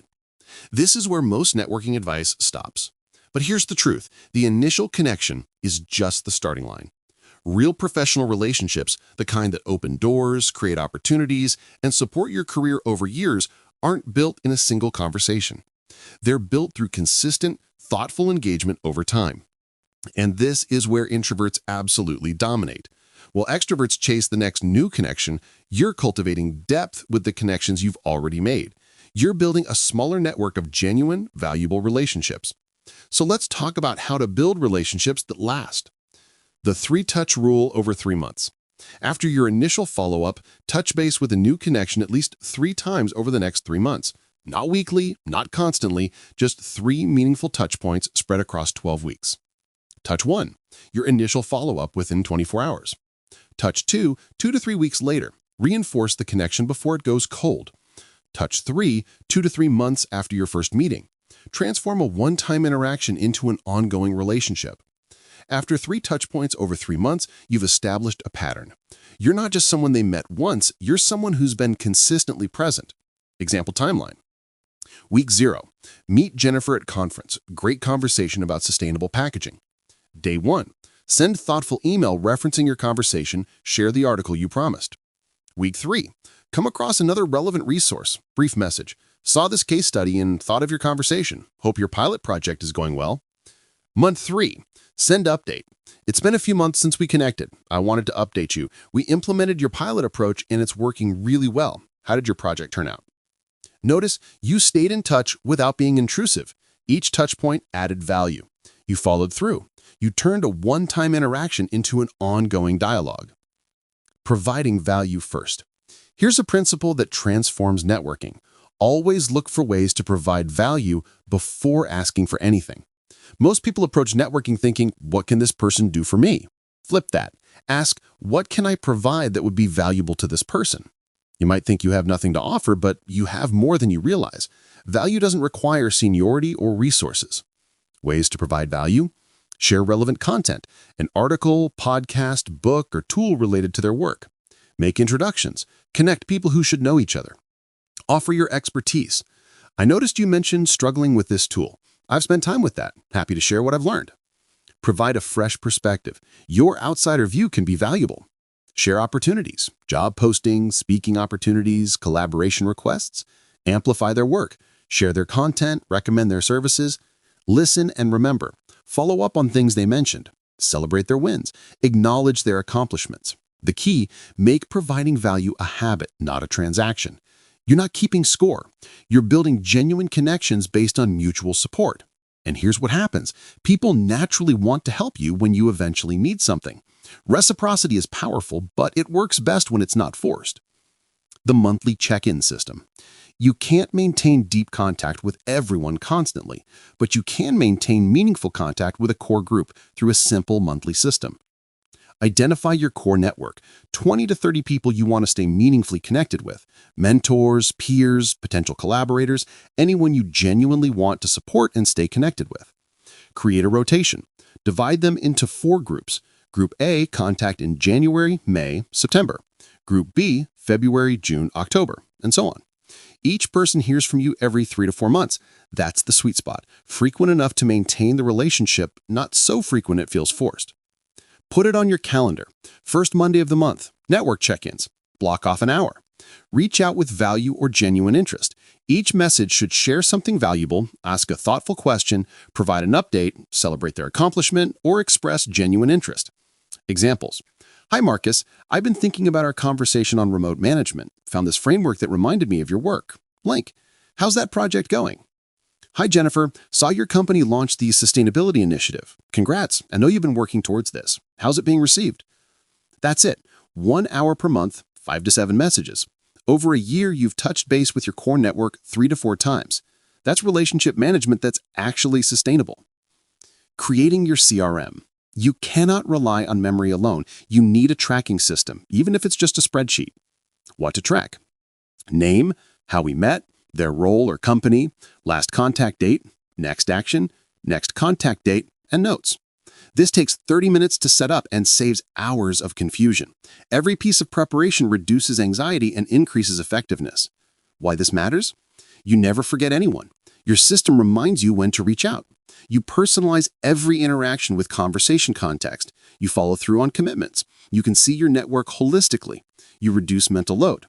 Spend 30 minutes setting this up, then 5 to 10 minutes after each meaningful conversation updating it. That small investment pays dividends for years. Turning contacts into genuine friendships. Not every professional connection needs to become a friendship, but some will, and those friendships often become the most valuable relationships in your professional life. Professional relationships evolve into friendships when you spend time together. It takes repeated, positive interactions over time. You show vulnerability, sharing challenges, not just successes, admitting when you don't know something, asking for help when you need it. You move beyond the professional, talking about things other than work, hobbies, books, family, challenges, ideas. You genuinely care. You actually care about the person, not just the relationship's utility. And there's often an in-person element. Virtual relationships can be strong, but sharing a meal or spending extended time together often deepens connection. You can't force this, but you create the conditions: consistent contact, genuine interest, vulnerability, time, care. When you do this, those friendships become the bedrock of your professional network. And the power of unexpected gestures. Small acts of thoughtfulness make you unforgettable. You see an article that addresses a challenge they mentioned 6 months ago. You send it. I know this was on your mind a while back. Thought you might find this useful. You're at a conference and attend a session on a topic they're interested in. You send them notes. You see their company mentioned in the news. You reach out. Saw the announcement. Congrats. These gestures take minimal time, 2 to 3 minutes, but the impact is disproportionate. People remember thoughtfulness. When to ask for what you need. Relationships are reciprocal. At some point, you'll need to ask for help, advice, introductions, or opportunities, and that's okay. The right time? After you've had multiple positive interactions, after you've demonstrated reliability, after you've added value to them. I call this the 6-month relationship milestone. After about 6 months of periodic contact, you've built enough trust and reciprocity to make reasonable asks. What does a reasonable ask look like? Be specific. I'm exploring opportunities in sustainable packaging. You mentioned knowing people at Eco Package. Would you be comfortable making an introduction? Make it easy. I'm trying to connect with marketing directors in B2B SaaS. If anyone in your network fits that description and you think they'd be open to a brief conversation, I'd appreciate an introduction. Respect their boundaries. I know you're busy, so no worries if this doesn't work. The pattern should be provide value, provide value, provide value, ask, provide value, ask. Most interactions are giving. Occasionally you receive. Your relationship building system. Week 1, initial follow-up within 24 hours. Weeks 2 and 3, second touch, share something valuable or check in. Months 2 and 3, provide an update, ask a thoughtful question, or share another resource. After 3 months, add to your core network and monthly rotation. Check in every 3 to 4 months. Throughout, use your CRM to track everything. Look for ways to provide value. Occasionally make reasonable asks after building trust. Always be genuine, thoughtful, and consistent. When you follow this system, you build a network of people who know you, trust you, value you, think of you, and support you. And you've done it in a way that's sustainable, authentic, and aligned with your strengths. You're not maintaining superficial connections with hundreds of people. You're building genuine relationships with dozens. And those relationships, those deep, reciprocal, trust-based relationships, those are the relationships that change your career. Chapter 11. When to ask for what you need. We've talked a lot about giving. Now let's talk about asking. Because relationships are reciprocal. At some point, you will need to ask for help, advice, introductions, or opportunities. And that's not just okay, it's expected. Healthy professional relationships involve mutual support, not one-way giving. But there's a right time and a right way. Ask too soon, and it feels transactional. Ask poorly, and it puts people in an uncomfortable position. Ask strategically, and it deepens the relationship. Let's talk about how to ask for what you need without being pushy, entitled, or awkward. The 6-month relationship milestone. Here's your timing guideline. After about 6 months of periodic contact, you've built enough trust in reciprocity to make reasonable asks. The wrong time to ask. Immediately after meeting someone, before you've provided any value, before you've established trust. The right time to ask. After you've had multiple positive interactions, after you've demonstrated reliability and thoughtfulness, after you've added value to them. 6 months of following the 3-touch rule, checking in regularly, providing value consistently, that's when you've built the foundation for reciprocity. Before 6 months, focus on giving. After 6 months, it's natural to occasionally receive. How to request introductions. Introductions are one of the most common asks in networking. Here's how to do it well. Be specific, not vague. Wrong. Can you introduce me to your network? Right. I'm exploring opportunities in sustainable packaging. You mentioned you know people at Eco Package. Would you be comfortable making an introduction to someone there? Specificity makes it easy for them to help. Vagueness makes it awkward and unlikely. Make it easy for them. Provide context they can use in the introduction. I'm trying to connect with marketing directors in B2B SaaS because I'm exploring a transition into that space. If anyone in your network fits that description and you think they'd be open to a 20-minute conversation, I'd appreciate an introduction. No pressure at all. You've told them who you want to meet, why you want to meet them, what you're asking for, brief conversation, not a job, and you've made it optional. Respect their boundaries. I know you're busy, so no worries if this doesn't work, or only if you feel comfortable. I completely understand if you'd rather not. This gives them an easy out and removes pressure. Offer context. I'm asking because specific reason. I thought of you because specific connection. This helps them understand why they're the right person to ask and what you're hoping to accomplish. Making asks without being pushy. The difference between a good ask and a pushy ask comes down to a few key elements. Good asks are specific. You're asking for something concrete, not vague help. Reasonable. The ask matches the relationship depth. You're not asking a casual acquaintance for a huge favor. Easy to fulfill. You've thought about how to make it simple for them to help. Optional. You've made it clear they can say no without damaging the relationship. Contextualized. You've explained why you're asking and why you're asking them specifically. Examples of good asks are, I'm working on project and remember you have experience with this. Would you have 15 minutes to share your perspective? I'd really value your input. I'm trying to learn more about industry. Would you be open to a 20-minute call where I could ask you a few questions about your experience? I saw this job posting at your company. Do you know who the hiring manager is, or would you be comfortable referring me? Examples of pushy asks are, can you get me a job at your company? Can you introduce me to everyone you know? Can you review my entire business plan? The first set is specific, bounded, and reasonable. The second set is vague, huge, and presumptuous. The reciprocity principle. Reciprocity is one of the most powerful psychological principles in human relationships. When someone helps us, we feel compelled to help them back. This isn't manipulation, it's human nature. And in networking, reciprocity works like a flywheel. You help Jennifer by sharing a valuable resource. Jennifer feels appreciated and wants to reciprocate. Later, she thinks of you when an opportunity arises. You help her with that opportunity. She introduces you to someone in her network. You provide value to that new connection. Each act of generosity creates momentum for the next. But here's the key. Reciprocity only works when it's genuine. If you're keeping score, like, I helped them twice, so now they owe me, it backfires. People sense transactional intent. Instead, approach it with genuine generosity. Help because you can, not because you expect something back. Provide value because it's the right thing to do. Be generous without keeping a ledger. And what happens? Reciprocity kicks in naturally. People want to help you because you've helped them, not because they owe you, but because they genuinely want to support you. That's the difference between networking and relationship building. When your ask is declined, sometimes people will say no, and that's okay. How to handle it gracefully. No problem. I appreciate you considering it. Let me know if there's ever anything I can help you with. That's it.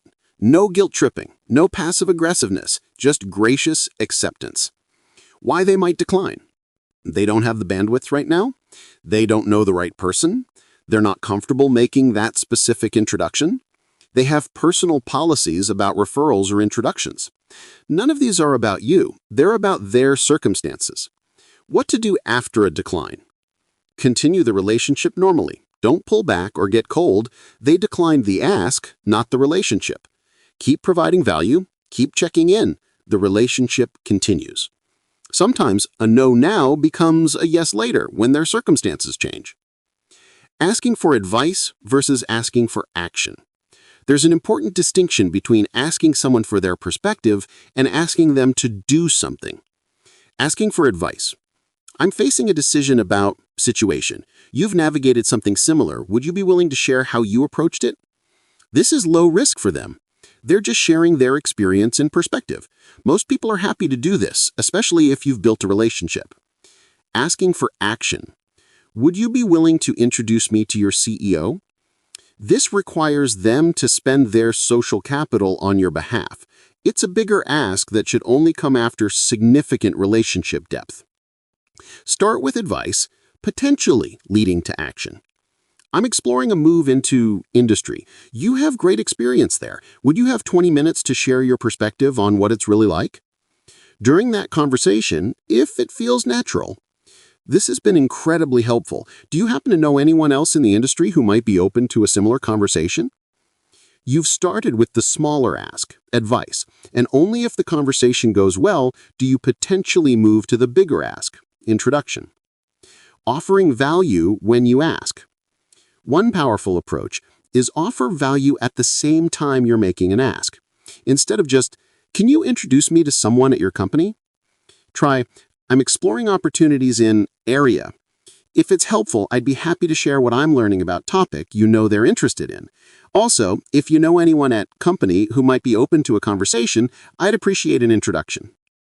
You're not making it transactional, like, "I'll give you X if you give me Y."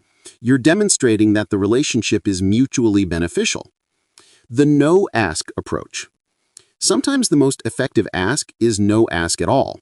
Instead, you share information that creates natural opportunities for the other person to help if they choose. Instead of, "Can you help me find a job?" Try, "I wanted to let you know I'm starting to explore new opportunities in area. I'm particularly interested in this type of role. If you happen to hear of anything, I'd love to know, but no pressure at all. I just wanted to keep you in the loop." You've informed them of your situation. If they know of something, they'll tell you. If they don't, there's no awkwardness because you didn't explicitly ask them to do something. This works particularly well with your core network. Keep them informed of what you're working on and what you're looking for. They'll naturally think of you when relevant opportunities arise. When to follow up on an ask. You made an ask, they said they'd think about it or get back to you. How long do you wait before following up? For time-sensitive asks, follow up after 1 week. "Hey Jennifer, just wanted to check in on the introduction we discussed. No rush if you're still thinking about it, I know you're busy." For non-urgent asks, wait 2 weeks. If they don't respond to your follow-up, let it go. Don't follow up a third time. They either can't help, don't want to help, or forgot and aren't going to remember. Move on without resentment. Your asking framework. Before you ask, have you built a relationship over at least 3 to 6 months? Have you provided value to them? Is your ask specific and reasonable? Have you thought about how to make it easy for them to help? When you ask, be specific about what you need. Explain why you're asking. Explain why you're asking them specifically. Make it optional and easy to decline. Offer context or value if appropriate. After you ask, if they say yes, thank them genuinely. Make it as easy as possible for them to help. Follow up on what happens. Thank them again after the help materializes. If they say no, accept graciously. Continue the relationship normally. Don't hold it against them. Remember, the relationship is more important than any single ask. If asking for something would make the relationship feel transactional or uncomfortable, wait. Focus on deepening the relationship first. The best networking relationships are ones where both people feel comfortable asking for and offering help. That takes time, trust, and mutual value. You now know when to ask, and how to handle both yes and no. Asking for what you need isn't weakness. It's part of healthy professional relationships. The key is timing, approach, and continuing to provide value even as you occasionally receive it. Asking for what you need is part of building genuine relationships. When done well, it actually deepens the connection. Chapter 12. One-on-one coffee meetings. Let's talk about the introvert's secret weapon, the one-on-one coffee meeting. No crowded room, no sensory overload, no competing for attention, no surface-level small talk with dozens of people. Just you and one other person, sitting down for 30 to 60 minutes, having an actual conversation. This is networking without the noise. This is relationship building on your terms. One coffee meeting with the right person is worth more than 10 networking events with hundreds of people you'll never talk to again. So let's master the art of the one-on-one meeting and turn this into your primary networking tool. Why this is the introvert's best tool. Coffee meetings are powerful for introverts for 6 reasons. You control the environment. You choose somewhere quiet where you can actually hear each other. You're not at the mercy of a loud networking event. You control the duration. 30 minutes, 60 minutes. You set the expectation up front and manage your energy. You can prepare specifically. You research one person, understand their work, and prepare thoughtful questions. You're not walking into unknowns. The conversation can go deep. You have time to explore ideas, share challenges, offer real value. You're building an actual relationship, not collecting a contact. There's no performance pressure. You're not working the room. You're just having a conversation with one person. You can be authentic. In a quiet, focused setting, you can be yourself. You can speak naturally, think before you respond, and connect on a human level. This format plays to your listening superpower. You can give someone your full attention, ask follow-up questions, and make them feel heard and valued. How to request meetings. The key is making it easy for them to say yes. Your formula. Make it clear why you want to meet, specific, not generic. Make it easy to respond, give options, not open-ended questions. Keep it brief. Respect their time even in the request. Propose a specific time frame. Example 1. Following up from a networking event. Hi, Jennifer. It was great meeting you at the marketing summit last week. I was really interested in what you said about sustainable packaging. It's a challenge we're facing too. Would you be open to grabbing coffee sometime in the next couple of weeks? I'd love to hear more about your approach. I'm happy to work around your schedule. I'm generally available Tuesday or Thursday mornings if either works. Thanks, Alex. Notice, references the connection point. Clear reason for meeting, offers flexibility with specific times, brief and easy to respond to. Example 2. Reaching out cold, but with research. Hi, Marcus. I came across your article in Harvard Business Review about remote team management and found your framework really practical. I'm currently managing a distributed team and facing similar challenges. I'd love to buy you coffee and learn from your experience if you're open to it. Even 30 minutes would be valuable. Would any morning next week work? Thanks for considering. Sarah. Shows you've done your homework, asking about something specific, acknowledging their time, offering to buy coffee. Example 3. Requesting from someone more senior. Hi, David. My colleague Rachel mentioned you've been helpful to people early in their careers. I'm 3 years into product management and trying to figure out my next move. I'd really value 20 to 30 minutes of your time to get your thoughts on how you navigated this stage.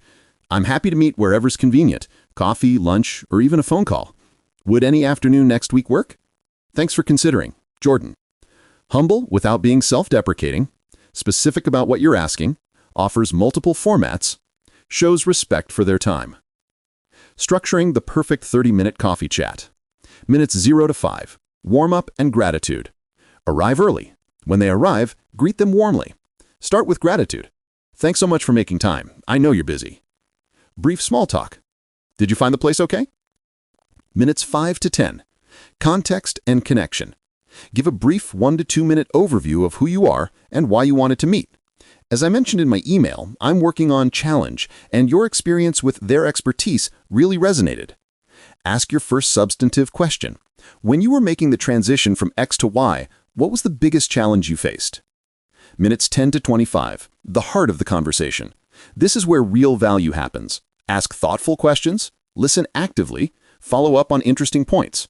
Let the conversation flow naturally, but if it drifts, gently bring it back. That's really interesting. I also wanted to ask you about topic. Share relevant information about yourself, not self-promotional, but creating dialogue. They mention a challenge? Share a related experience. Minutes 25 to 30, wrap up and next steps. As you approach 30 minutes, start wrapping up. I'm conscious of your time. Before we finish, is there anything I can help you with? Any introductions I can make? Always offer value back. Even if you're more junior, you might know someone they should meet or have information useful to them. Clarify next steps. This has been really helpful. Would it be okay if I follow up in a few months as I implement what we talked about? Express gratitude. Thank you so much for your time and insights. This was exactly what I needed. Respect the time boundary. If you said 30 minutes, stick to it unless they clearly want to continue. Virtual coffee meeting tips. Virtual meetings have unique advantages for introverts. Lower energy, no commute, no figuring out what to wear, no sensory overwhelm. You can have the conversation from your own space. Easier to schedule. Can we hop on a call is less commitment than meeting in person. People say yes more readily. You can have notes in front of you, key points, questions, details about their background, a huge advantage you don't have in person. How to make them effective? Choose the right platform. Video is better than phone only when possible. Use what they're comfortable with. Set up your environment. Good lighting, quiet background, neutral or professional backdrop, camera at eye level. Tech check beforehand. Test audio and video 5 minutes before. Have the link ready. During the meeting, look at the camera when speaking, not at their face on screen. Creates eye contact. Be present. Don't check email. The structure is the same as in person. Advantage: virtual meetings are easier to keep on schedule. When you hit 30 minutes, wrap up naturally without the awkwardness of physically leaving the coffee shop. What to prepare before the meeting. Preparation transforms a coffee meeting from good to great. Research thoroughly, 20 minutes. Their current role in company, their career trajectory, recent work they've published or projects they've mentioned, shared connections or interests. Prepare 5 to 7 questions. Write them down as a backup. Make them thoughtful and specific, not generic. Good questions. How did you make the transition from X to Y? What's the biggest lesson you've learned about their expertise? What would you do differently if you were starting today? Generic questions to avoid. What do you do? You should already know. What's your advice? Too vague. Prepare your own story. Practice your 30-second introduction. Have key talking points about your current work, challenges, and goals. Identify how you might add value. What can you offer them? Someone they should meet? Expertise in an area they're curious about? A resource. Don't go in only thinking about what you can get. Think about what you can give. Decide on your goal. What does success look like? Understand how they navigated challenge. Explore whether there's potential to collaborate. Start building a relationship with someone in industry. Prepare logistics. In person, know where you're meeting, how to get there, where to park. Virtual, test tech, have link ready, know their time zone. 30 minutes of preparation can turn a mediocre meeting into a transformative conversation. How to add value in the conversation. You don't have to be senior to add value. Here's how. Make introductions. You mentioned looking for a designer. I know someone great. Can I make an introduction? Share resources. There's a really good article about that. Can I send it to you? Offer a fresh perspective. From where I sit, I'm seeing blank. Does that align with what you're experiencing? Provide feedback. I love that concept. Have you considered angle? Follow through on what you offer. If you say you'll make an introduction or send something, do it within 24 hours. Your reliability is valuable. Listen for opportunities to help. When they mention a challenge, question, or gap, that's your opening. I actually know someone who specializes in that. Would an introduction be helpful? When you approach coffee meetings as mutual exchanges, the dynamic shifts.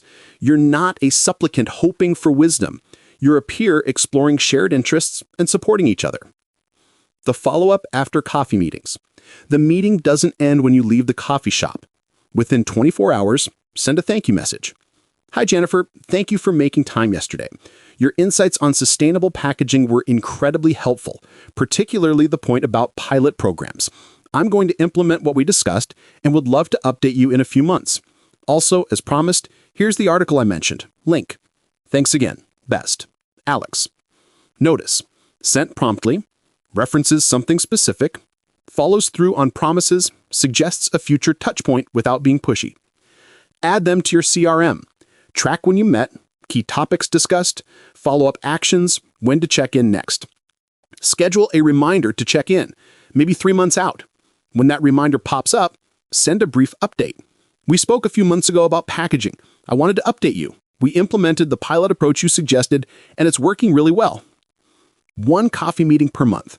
That's 12 meaningful conversations per year, 120 over a decade. Each one deepens a relationship. Each one opens doors. Each one compounds over time. Coffee meetings aren't just networking, they're relationship building, and they're perfectly suited to how introverts operate best. Chapter 13. Online Networking Mastery. Here's something that might surprise you. Some of the strongest professional relationships are built entirely online. Never a handshake, never a coffee meeting, never even a phone call. Just thoughtful messages, valuable comments, and consistent engagement over time. And for introverts, this is golden, because online networking gives you something in-person networking never can. Time. Time to think before you respond. Time to craft your words carefully. Time to show up when you have energy, not when a calendar says you should. You're not performing in real time. You're communicating thoughtfully and asynchronously. This plays directly to your strengths. So, let's talk about building a powerful professional network online through LinkedIn, online communities, and strategic digital engagement. Because you can build relationships from your living room that are just as valuable as the ones built in conference rooms. LinkedIn Content Strategy for Introverts. Most people use LinkedIn wrong. They treat it like a resume repository. They connect with everyone and engage with no one. You're going to do something different. Optimize your profile. Your headline shouldn't just be your job title. Communicate value. Not marketing manager at Tech Corp, but helping B2B SaaS companies turn complex products into compelling stories. Your About section should be conversational and specific. Include a call to action. Always happy to connect with people working on topic. Feel free to reach out. Be selective about connections, quality over quantity. When you send requests, personalize them. Hi, Sarah. I came across your article on sustainable packaging. I work in a related area and would love to connect. Engage before you create. You don't need to post constantly. Thoughtful engagement with others' content is often more valuable than creating your own. Spend 10 to 15 minutes on LinkedIn a few times a week. Find posts from people in your network sharing valuable insights. Leave thoughtful comments. Not great post, but something substantive. This resonates with my experience. We tried a similar approach and found that specific insight. Have you encountered relevant question? This positions you as thoughtful and knowledgeable, increases your visibility, and starts conversations. Share selectively and strategically. You don't need to post daily or even weekly, but when you do share, make it count. What to share? Insights from your work, like, we just completed a project on topic. Here are 3 things we learned. Thoughtful perspectives on industry trends, useful resources, or genuine questions. I'm working on challenge and would love to hear how others have approached this. Aim for quality over frequency. 1 thoughtful post per month beats daily generic content. Use LinkedIn messaging strategically. When you want to deepen a connection, move from public engagement to private conversation. If someone's been engaging with your posts, reach out. Hi, Marcus. I've noticed we've been commenting on similar topics. Your perspective on subject is always insightful. Would you be open to a quick call to discuss specific topic? Twitter X engagement techniques. Twitter is particularly powerful in tech, media, marketing, writing, and fields where ideas and commentary matter. Build a curated following. Follow people whose work you admire, who share valuable insights, who are having conversations you want to join. A few hundred highly relevant follows is perfect. Reply thoughtfully. When someone in your field tweets something insightful, reply with a thoughtful addition or genuine question. Good replies get noticed and start conversations that often lead to DMs and deeper connections. Share ideas in threads. When you have something valuable to say, share it in threads. Threads allow you to develop ideas more fully and often get more engagement. Use DMs to build relationships. If you've been having good back and forth in replies, move to DMs. Hey, I've enjoyed our conversation about this topic. I'm working on something related and would love your thoughts if you're open to it. Many professional relationships, collaborations, job opportunities, mentorships have started with a Twitter DM. Don't feel pressured to tweet daily. Consistency matters more than frequency. A few thoughtful tweets per week, combined with genuine engagement, is far more valuable than tweeting constantly just to maintain visibility. Online communities and Slack groups. Niche online communities are one of the most powerful and underutilized networking tools. Slack workspaces, Discord servers, private forums, subreddits, or specialized platforms where professionals in your field gather. Why are they great for introverts? You can participate on your schedule. You can think before you respond. You can contribute where you have expertise. Relationships build gradually and naturally through consistent, helpful presence over weeks and months. Choose communities carefully. Don't join 20. Choose 2 or 3 that are highly relevant.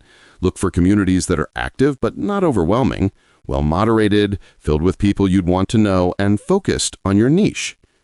Lurk first, then engage. When you join, spend a week or 2 observing. Understand the culture.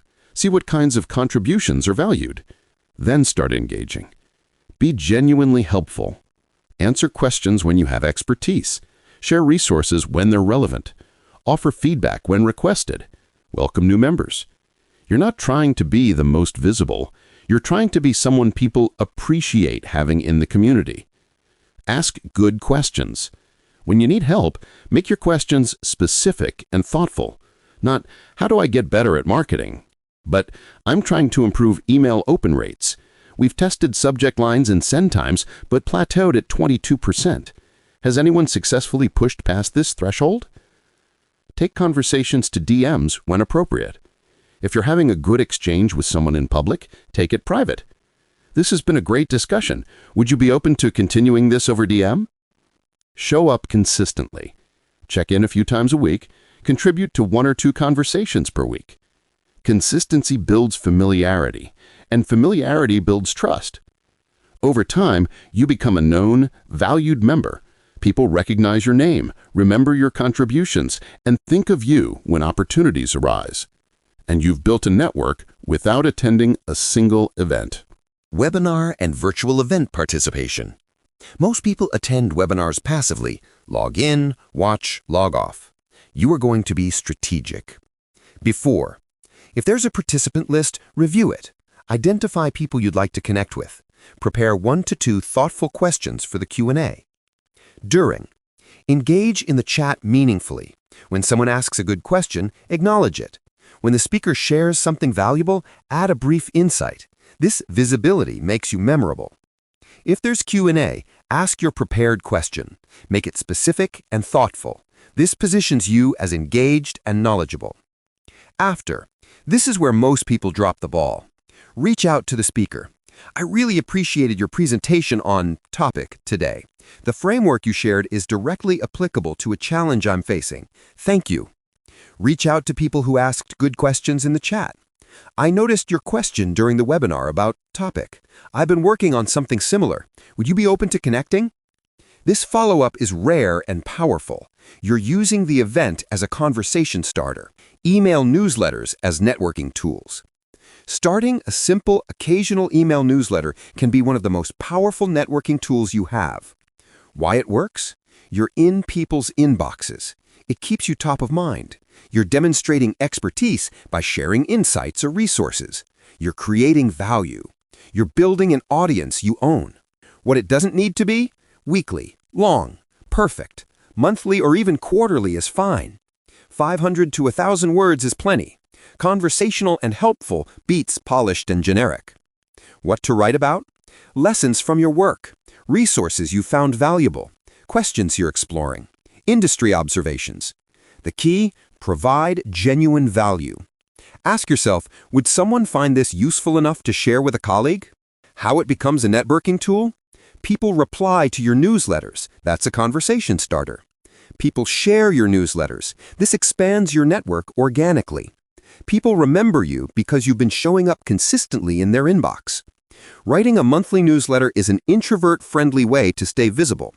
You're not networking at events every week. You're simply sharing valuable insights once a month. That's sustainable, strategic, and it works. Creating your online networking routine. You don't need to spend hours online every day. Here's a routine that takes 30 to 45 minutes 3 times per week and builds a powerful network over time. Monday, Wednesday, Friday, 15-minute LinkedIn engagement. Check your feed. Leave 2 to 3 thoughtful comments on valuable posts. Respond to comments on your own posts if applicable. Check messages and respond. Once per week, 15 minutes content contribution. Write a LinkedIn post, share a resource, post in an online community, or reply to several tweets in your industry. Once per week, 15 minutes relationship nurturing. Reach out to one person to follow up on a previous conversation, congratulate them on an achievement, share something relevant to their work, or invite them to connect more deeply. That's it. 45 minutes 3 times per week. Over a month, that's 9 hours. Over a year, less than 120 hours. But the compound effect is significant. You're consistently visible, you're regularly adding value, you're steadily building relationships, and because it's sustainable, you can maintain it indefinitely. Measuring online networking success. Don't measure by vanity metrics, not how many connections, followers, or likes. Instead, measure by meaningful conversations started, DMs, email exchanges, calls from online engagement, opportunities created, invitations to collaborate, speak, or work on projects, relationships deepened, connections moving from online only to calls or ongoing collaboration, value provided. Have you helped people solve problems or access resources? Top-of-mind awareness. When opportunities arise, do people think of you? If your online networking leads to real conversations, real opportunities, and real relationships, it's working. You now have a complete online networking system. Choose 1 to 2 primary platforms, optimize your presence, engage thoughtfully, create selectively, move conversations deeper, show up consistently, measure what matters. When you approach online networking this way, you build a network that opens doors without you having to knock.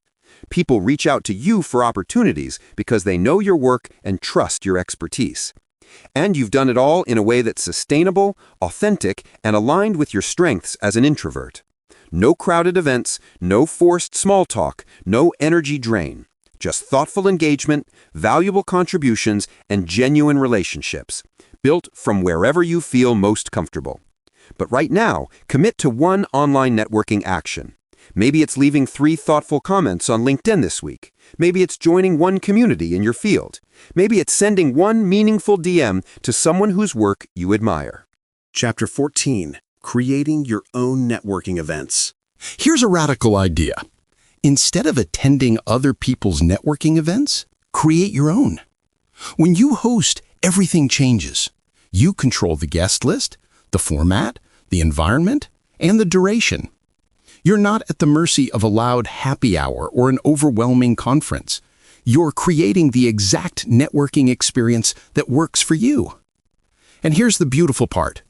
People remember and appreciate the person who brings people together. When you host, you position yourself as a connector, a curator, a person of value, without having to work a room or compete for attention. For introverts, hosting your own events is often easier and more effective than attending other people's events. Let's talk about how to do it. Host small dinner parties, 4 to 6 people. The small dinner party is the ultimate introvert networking tool. Here's why it works. You control everything: the guest list, the format, the environment, and the duration. You're not at the mercy of a loud happy hour or an overwhelming conference. You're creating the exact networking experience that works for you. And here's the beautiful part. People remember and appreciate the person who brings people together. When you host, you position yourself as a connector, a curator, a person of value, without having to work a room or compete for attention. For introverts, hosting your own events is often easier and more effective than attending other people's events. Let's talk about how to do it. Choose a theme or focus. Not networking dinner, but something more specific. Dinner for people working on sustainability. Conversation about career transitions. Food and discussion about AI and healthcare. The theme makes it easier to curate the guest list and gives people something to talk about beyond awkward small talk. Curate your guest list carefully. Invite 4 to 6 people who don't all know each other, but would benefit from meeting each other. Think about who would have interesting conversations together. Maybe mix industries, roles, or experience levels. Set expectations in the invitation. I'm hosting a small dinner for people working on theme. Would love to have you join us. It's just 5 to 6 people, super casual, good food and conversation. Can you make it? Choose a comfortable venue. Your home if you're comfortable hosting. A quiet restaurant with a private table. Somewhere conducive to actual conversation. Facilitate gently. You're not delivering a keynote. You're just gently guiding conversation. Start with quick introductions. Pose 1 or 2 good questions to get conversation flowing. Then let it evolve naturally. Keep it casual and authentic. This isn't a formal event, it's friends and potential friends sharing a meal and conversation. Follow up after. Send a brief note to attendees. Thanks for coming last night. Loved the conversation about topic. Hope you connected with everyone. Maybe facilitate introductions if people expressed interest in staying connected. Frequency? Host 1 dinner per quarter. That's 4 per year. Each one deepens existing relationships and adds new people to your network. Over a year, you've brought together 20 to 24 people in intimate settings. Many of those people have connected with each other, and you've positioned yourself as a connector without attending a single traditional networking event. Curated mastermind groups. A mastermind is 4 to 8 people who meet regularly, monthly or quarterly, to support each other's professional goals. Why are masterminds perfect for introverts? Small, consistent group. You go deep with a few people instead of shallow with many. Regular meetings mean relationships build naturally over time. Structured format removes the pressure of networking. Everyone's there to help each other. It's collaborative, not competitive. How to create a mastermind. Identify the focus. Marketing professionals supporting each other's growth. People navigating career transitions. Entrepreneurs building side projects. Women in tech leadership. Invite 4 to 7 people. People at similar career stages or facing similar challenges. People who would genuinely help each other. People you'd enjoy spending time with regularly. Set the structure. Meet monthly for 90 minutes. Each person gets 15 to 20 minutes to share what they're working on, what they're struggling with, and what help they need. Everyone else offers advice, resources, connections, support. Establish norms. Confidentiality. Everyone participates. No selling to each other. Focus on being helpful, not impressive. Choose a format. In-person at rotating homes or a consistent cafe. Virtual via Zoom, easier to schedule, no commute.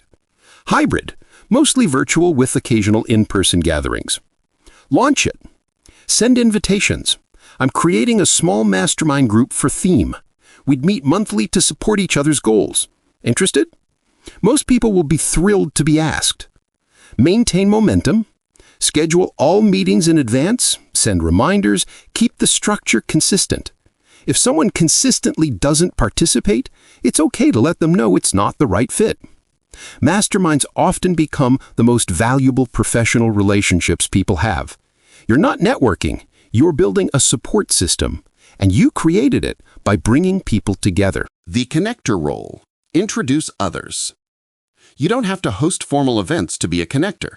Simply making thoughtful introductions positions you as valuable and builds your network indirectly. Why being a connector works?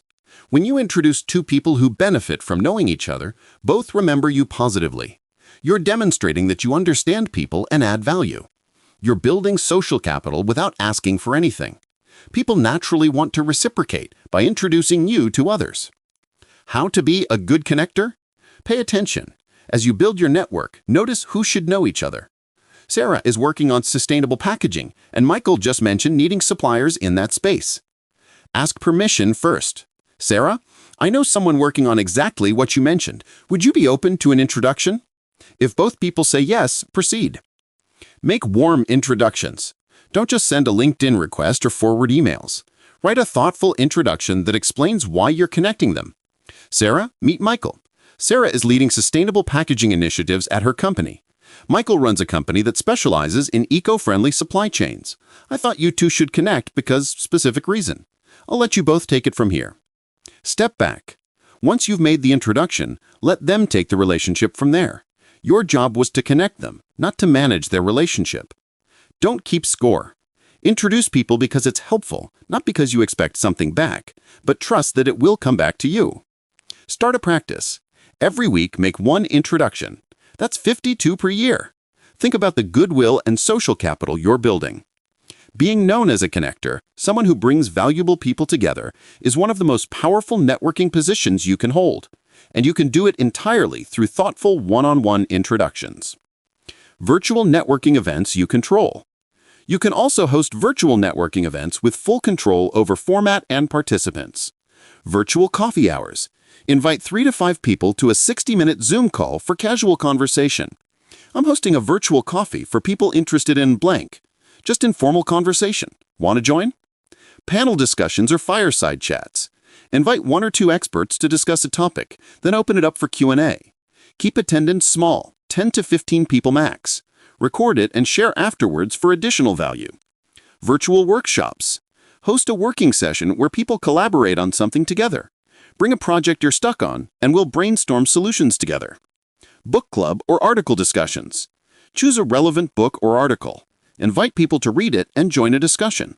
Small group, focused conversation. Office hours sessions. Set regular times when you're available for anyone in your network to drop in and chat. First Friday of every month, I host virtual office hours. Drop by if you want to discuss blank.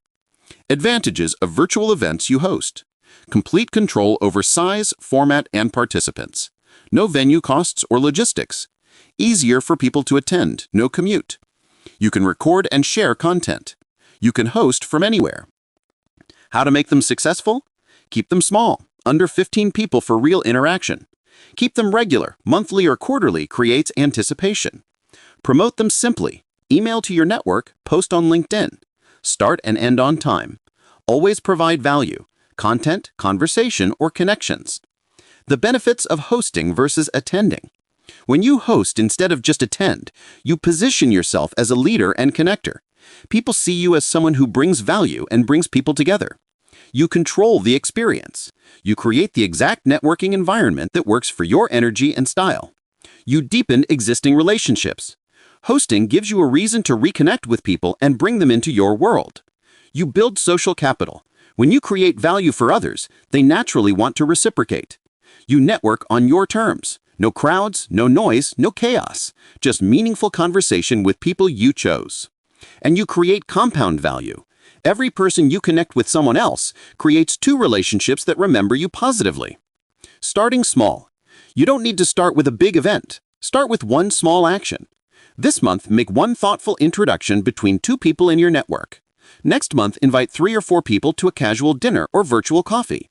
Next quarter, consider starting a small mastermind or hosting a quarterly gathering around a topic you care about.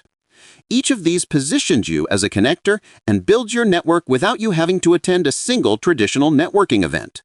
Hosting your own events, whether dinners, masterminds, virtual gatherings, or simple introductions, is one of the most powerful networking strategies available to introverts. You're not working the room, you're curating the room. You're not competing for attention, you're creating the conversation. You're not depleting your energy in crowds, you're investing it in bringing valuable people together.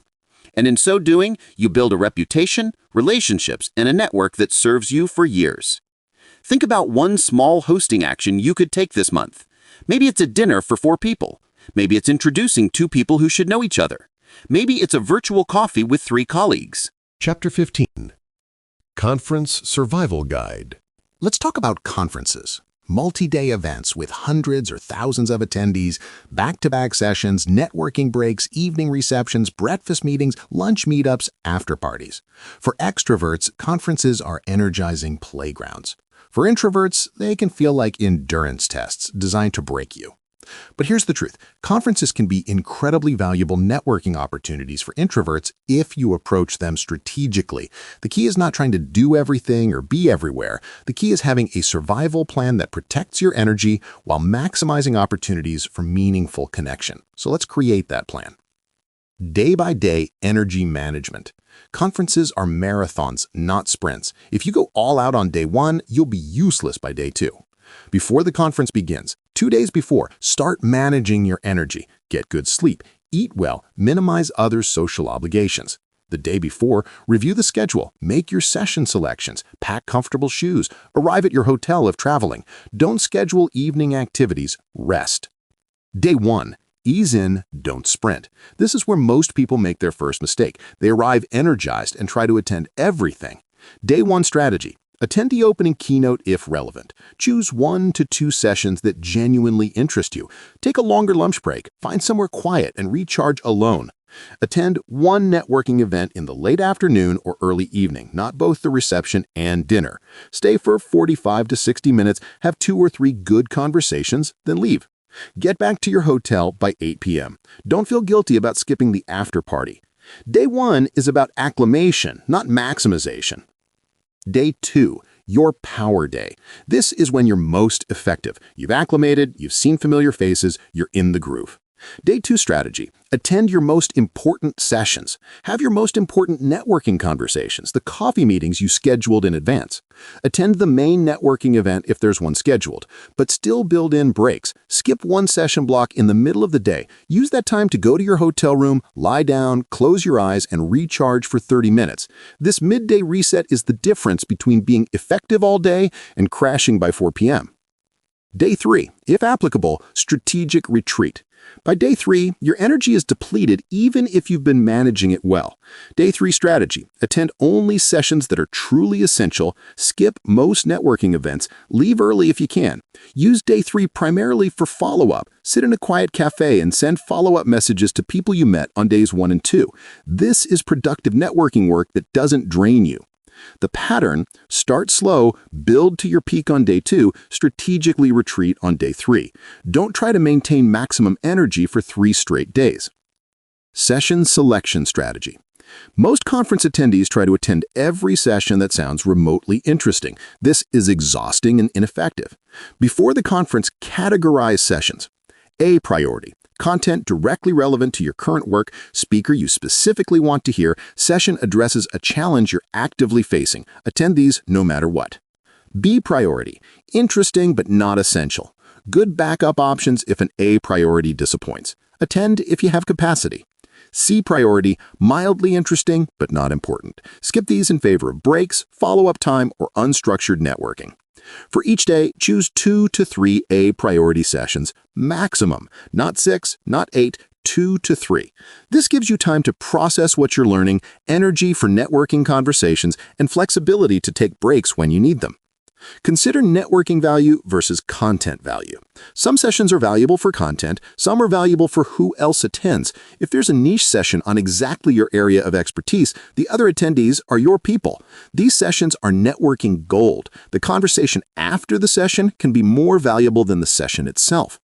The skip without guilt strategy. You will not attend every valuable session. This is okay. Most conferences record sessions or make slides available afterward. If you miss a session for content, you can often catch up later. If you miss a networking opportunity because you attended every session, you can't get that back. When choosing between a session and a networking opportunity, lean toward networking. That's why you're there. The meal table approach.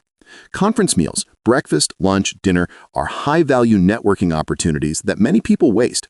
Why are meals powerful? You're sitting together for 30 to 60 minutes. You have a natural conversation topic. You're not competing with noise. There's a natural intimacy to sharing a meal. Breakfast strategy.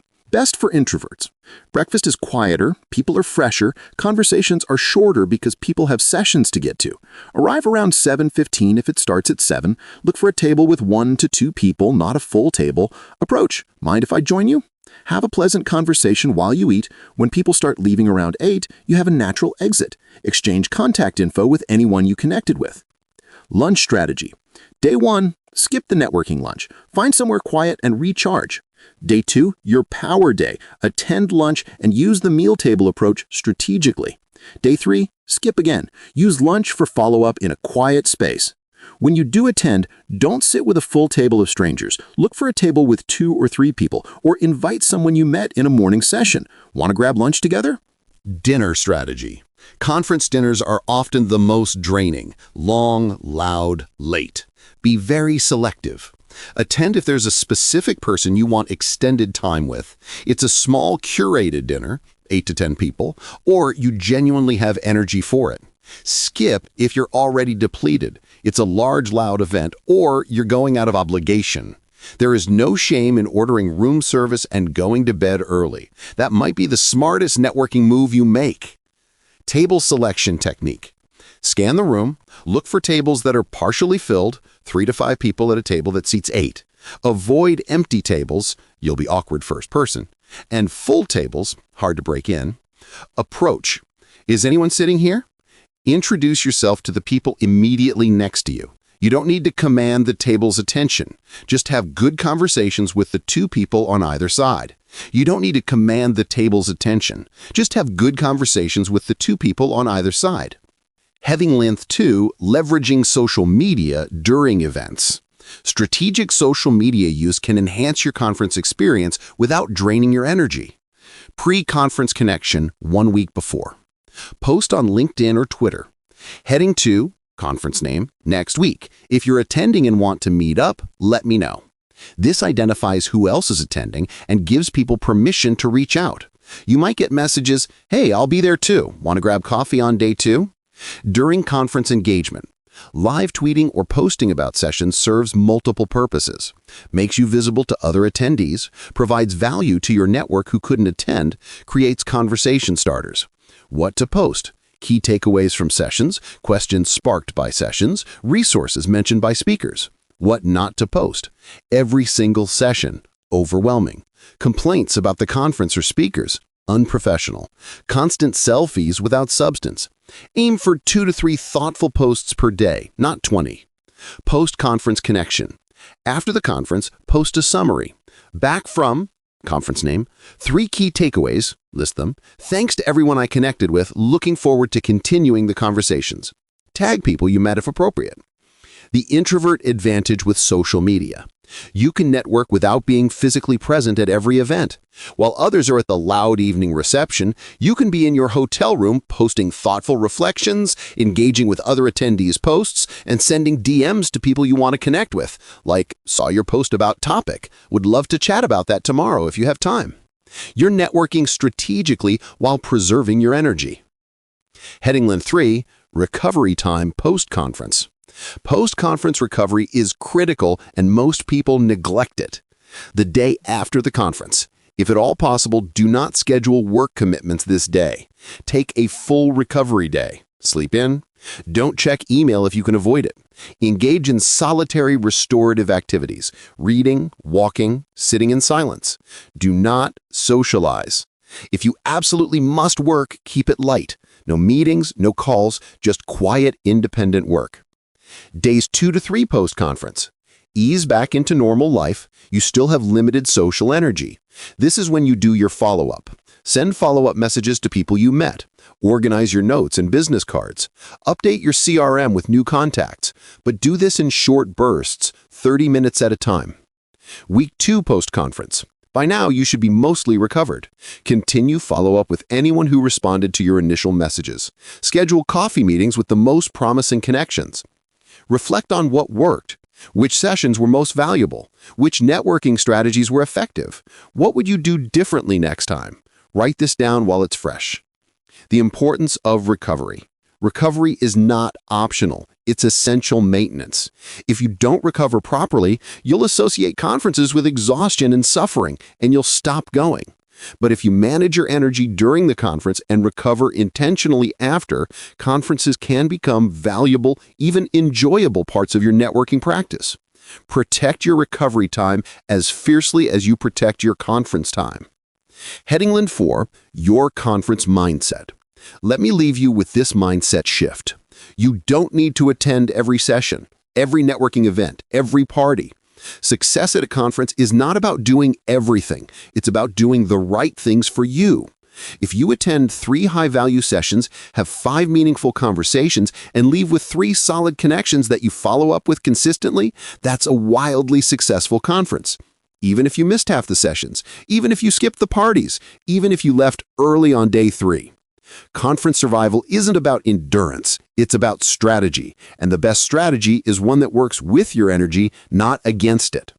Right now, if you have a conference coming up, open your calendar, block off the day after the conference for recovery, right now. That one action will transform your conference experience. You're not just planning to attend, you're planning to survive and thrive. Chapter 16. Industry Mixers and Happy Hours. Let's talk about one of the most dreaded networking formats for introverts, the industry mixer or happy hour. A crowded bar, music too loud for conversation, people clustered in shifting groups, everyone holding drinks, noise levels rising steadily. It's sensory overload, social chaos, everything introverts find draining, concentrated into 2 hours. And yet, these events can't always be avoided. Sometimes they're attached to conferences. Sometimes they're hosted by professional associations. Sometimes they're the main networking option in your city. So let's talk about how to survive and even succeed at these events without losing your mind or your energy. The key is going in with a clear plan, realistic expectations, and an exit strategy. Arriving with a purpose. The biggest mistake people make is showing up without a plan. They arrive, look around at the chaos, feel overwhelmed, and either leave immediately or hide by the food table. Instead, arrive with a specific purpose. Before you go, answer these questions. Why am I attending? Not because I should network. Be specific. I want to meet people in the marketing field. I want to explore opportunities in this industry. I want to reconnect with colleagues I haven't seen. Who specifically do I want to meet or reconnect with? If there's an attendee list, identify 2 to 3 people. If there's no list, identify types of people, like senior designers, people at startups, anyone in sustainability. What does success look like? Be realistic. For a happy hour, success might be have one good conversation with someone in my field, reconnect with one person I've lost touch with, get contact information from one new connection. Write this down before you go. Having a clear purpose transforms the experience from I'm wandering aimlessly in social chaos to I have a specific goal I'm working toward. And here's the key. Once you accomplish your purpose, you can leave. If you came to have one meaningful conversation and you've had it, you're done. You don't need to stay for 2 hours. You accomplished what you came for. The one great conversation goal. Here's your new standard for mixer and happy hour success. One great conversation. Not 10 mediocre conversations. Not small talk with 20 people. One conversation where you actually connect with someone. What does one great conversation look like? You talk for 15 to 20 minutes. You learn something about their work that's genuinely interesting. They learn something about yours. You find common ground, shared challenges, interests, or connections. You exchange contact information with genuine intent to follow up. When the conversation ends, you both feel it was worth it. That's success. And here's what's liberating. You can achieve it in 30 to 45 minutes. Arrive at 6. Spend 5 minutes orienting yourself and grabbing a drink. Spend 5 to 10 minutes identifying someone to approach. Spend 15 to 20 minutes in a good conversation. Exchange contact info and leave by 6:45. You were there less than an hour, but you accomplished something meaningful. Meanwhile, the person who stays for 2 hours might have 10 surface-level conversations and leave with nothing substantive. Quality over quantity, always. Alcohol management, or avoiding it. Let's address the elephant in the room: alcohol. Happy hours and mixers are often centered around drinking, and there's pressure to drink. Let's be clear, you do not need to drink alcohol to network effectively. In fact, staying sober is often strategically smarter. Why alcohol is risky for networking? It impairs your social sharpness, makes it harder to read cues, reduces memory, lowers your filter, makes you more tired. The next morning matters. If you drink too much, you'll wake up foggy and less able to do the most important part, follow up. Not drinking makes you memorable in a good way. Being the clear-headed, sharp, present person stands out. Your alcohol strategy. Option 1, don't drink at all. Order club soda with lime, tonic water, or non-alcoholic beer. It looks like a cocktail, so you don't get questions, but you stay sharp. If someone asks why you're not drinking, I'm driving.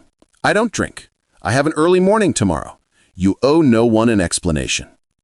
Option 2, the one drink maximum. If you choose to drink, set a firm limit, 1 drink.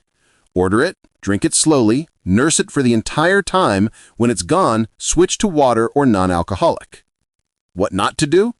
Don't drink to manage networking anxiety. Don't try to keep up with people drinking heavily. Don't drink on an empty stomach. The bottom line, your networking effectiveness goes down as your alcohol consumption goes up. Stay sharp, stay present, stay in control. The time boxing your attendance. One of the most important strategies for surviving mixers is time boxing. Before you arrive, decide exactly how long you're staying. Not, I'll see how it goes. Not, I'll leave when it feels right. Decide in advance. I'm staying for 45 minutes. Or, I'm leaving by 7 o'clock no matter what. Set a timer on your phone if you need to. Mixers and happy hours will never be your favorite networking format, but they don't have to be torture. With a clear plan, realistic goals, and an exit strategy, you can extract value from these events without losing your sanity. One great conversation, 45 minutes. Leave before you're drained. That's not just survival, that's strategic success. Chapter 17. Corporate Networking, Internal. Let's talk about the network you're probably neglecting, the people you work with every day. Most networking advice focuses on external networking, events, conferences, LinkedIn, meeting new people. But some of the most valuable professional relationships you can build are with the people in your own organization. Your colleagues, people in other departments, leaders you don't report to directly. That person in finance you always see in the break room. These are people you have natural, built-in opportunities to connect with. You don't need to attend an event or manufacture a reason to reach out. You literally see them at work. And yet, many people, especially introverts, keep their heads down, focus on their work, and miss the networking goldmine right in front of them. So let's talk about how to build relationships at work in a way that feels natural, not forced. How to network internally without playing office politics or being fake. How to expand your influence and opportunities within your organization while staying true to yourself. Because strong internal networks lead to better collaboration, more opportunities, greater job satisfaction, and faster career advancement. Building relationships at work. Let's start with the basics. Building relationships with colleagues you see regularly. The lunch invitation strategy, most effective. Once a week, invite a colleague to lunch. Not your best friend at work who you already eat with, someone you'd like to know better. Hey, I'm grabbing lunch around noon. Want to join me? That's it. Simple, casual, low pressure. Over lunch, you're not talking about work the entire time. You're learning about them as people, what they're working on, interested in, what challenges they're facing. This 30-minute lunch does more for your relationship than 6 months of brief hallway conversations. Do this consistently, 1 lunch per week with someone different, and over a year, you've deepened relationships with 50 colleagues. The coffee walk. Similar to lunch, but even lower commitment. I'm grabbing coffee. Want to take a quick walk with me? 15 minutes. Fresh air. Casual conversation. This works especially well for introverts because you're walking side by side, not staring at each other. It's brief, doesn't drain you, and movement makes conversation flow naturally. The strategic question. When you're in the break room, elevator, or hallway, instead of, "How's it going?" ask something more specific, like, "How's that project with the new client going? I heard your team launched the redesign. How's it being received? What are you working on that's interesting right now?" This shows you're paying attention and genuinely interested. It transforms a throwaway interaction into a brief but meaningful exchange. The help offer. When you notice a colleague struggling with something you have expertise in, offer to help. "I overheard you're working on the presentation for the exec team. I've done a few of those. Happy to look at it if you want a second set of eyes." You're providing value, building goodwill, demonstrating expertise, and building a relationship based on mutual support. The strategic lunch invitation. Let's go deeper on the lunch strategy because it's so powerful. Create a list of 20 people you want to know better. People in departments you collaborate with, colleagues who've been at the company longer, people whose work you admire, someone who recently joined and might appreciate a friendly face. Work through the list systematically. Every Monday, invite one person from your list. "Hi, name. I'm trying to get to know people across the company better. Would you want to grab lunch with me sometime this week or next?" Most people will say yes. Everyone appreciates being invited. Have a loose agenda. You're not interviewing them, but it helps to have questions in mind, like, "How did you end up in this role? What projects are you most excited about right now? What's the most challenging part of your work? What do you wish more people understood about what your team does?" Make it reciprocal. Share about your work too. This is a pure conversation, not an informational interview. Follow up after. Send a brief message later that day or the next morning. "Thanks for lunch yesterday. Really enjoyed hearing about the work your team is doing on project. Let's do it again sometime." Let's talk about the network you're probably neglecting, the people you work with every day. Most networking advice focuses on external networking, events, conferences, LinkedIn, meeting new people. But some of the most valuable professional relationships you can build are with the people in your own organization. Your colleagues, people in other departments, leaders you don't report to directly. That person in finance you always see in the break room. These are people you have natural, built-in opportunities to connect with. You don't need to attend an event or manufacture a reason to reach out. You literally see them at work. And yet, many people, especially introverts, keep their heads down, focus on their work, and miss the networking goldmine right in front of them. So let's talk about how to build relationships at work in a way that feels natural, not forced. How to network internally without playing office politics or being fake. How to expand your influence and opportunities within your organization while staying true to yourself. Because strong internal networks lead to better collaboration, more opportunities, greater job satisfaction, and faster career advancement. Building relationships at work. Let's start with the basics. Building relationships with colleagues you see regularly. The lunch invitation strategy, most effective. Once a week, invite a colleague to lunch. Not your best friend at work who you already eat with, someone you'd like to know better. "Hey, I'm grabbing lunch around noon. Want to join me?" That's it. Simple, casual, low pressure. Over lunch, you're not talking about work the entire time. You're learning about them as people, what they're working on, interested in, what challenges they're facing. This 30-minute lunch does more for your relationship than 6 months of brief hallway conversations. Do this consistently, one lunch per week with someone different, and over a year, you've deepened relationships with 50 colleagues. The coffee walk. Similar to lunch, but even lower commitment. "I'm grabbing coffee. Want to take a quick walk with me?" 15 minutes. Fresh air. Casual conversation. This works especially well for introverts because you're walking side by side, not staring at each other. It's brief, doesn't drain you, and movement makes conversation flow naturally. The strategic question. When you're in the break room, elevator, or hallway, instead of "How's it going?" ask something more specific, like, "How's that project with the new client going? I heard your team launched the redesign. How's it being received?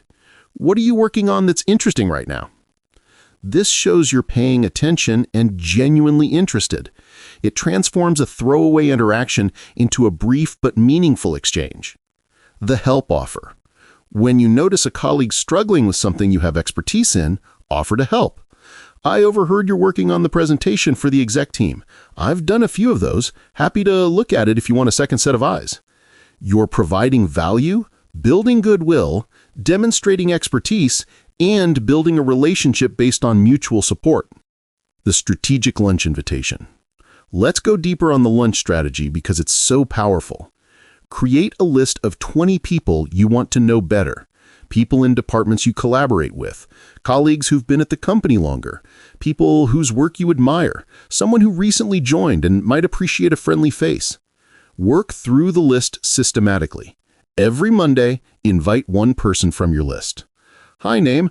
I'm trying to get to know people across the company better. Would you want to grab lunch with me sometime this week or next? Most people will say yes. Everyone appreciates being invited.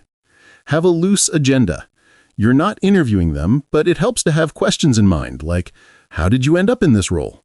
What projects are you most excited about right now? What's the most challenging part of your work? What do you wish more people understood about what your team does? Make it reciprocal. Share about your work too. This is a pure conversation, not an informational interview. Follow up after. Send a brief message later that day or the next morning. Thanks for lunch yesterday. Really enjoyed hearing about the work your team is doing on project. Let's do it again sometime. Over 6 months, you've had lunch with 25 people across the organization. You're no longer a stranger to these people. You're someone they know, trust, and think of when opportunities arise. Chapter 18. Handling Networking Anxiety. Let's talk about the elephant in the room, the anxiety. The tightness in your chest when you register for a networking event. The racing thoughts the night before. The voice in your head that says, you can't do this. You're going to embarrass yourself. Everyone will see through you. If you experience networking anxiety, you're not alone. And you're not broken. Anxiety before and during networking events is incredibly common, especially for introverts. In fact, some level of nervousness is completely normal. It means you care about making a good impression. But when anxiety becomes overwhelming, it stops being helpful and starts being debilitating. So let's talk about managing networking anxiety in practical ways. Not by eliminating it entirely, that's not realistic, but by reducing it to manageable levels so it doesn't stop you from showing up. Because here's the truth. Courage isn't the absence of fear. It's taking action despite the fear. And you can do that. Reframing, from performance to curiosity. Let's address the root of much networking anxiety, the belief that you're being evaluated. When you walk into an event thinking, I need to impress these people, anxiety skyrockets because now you're performing and the stakes feel enormous. But here's a different way to think about it. You're not there to perform. You're there to be curious. Instead of, I need to impress them, try, I wonder what I'll learn from them.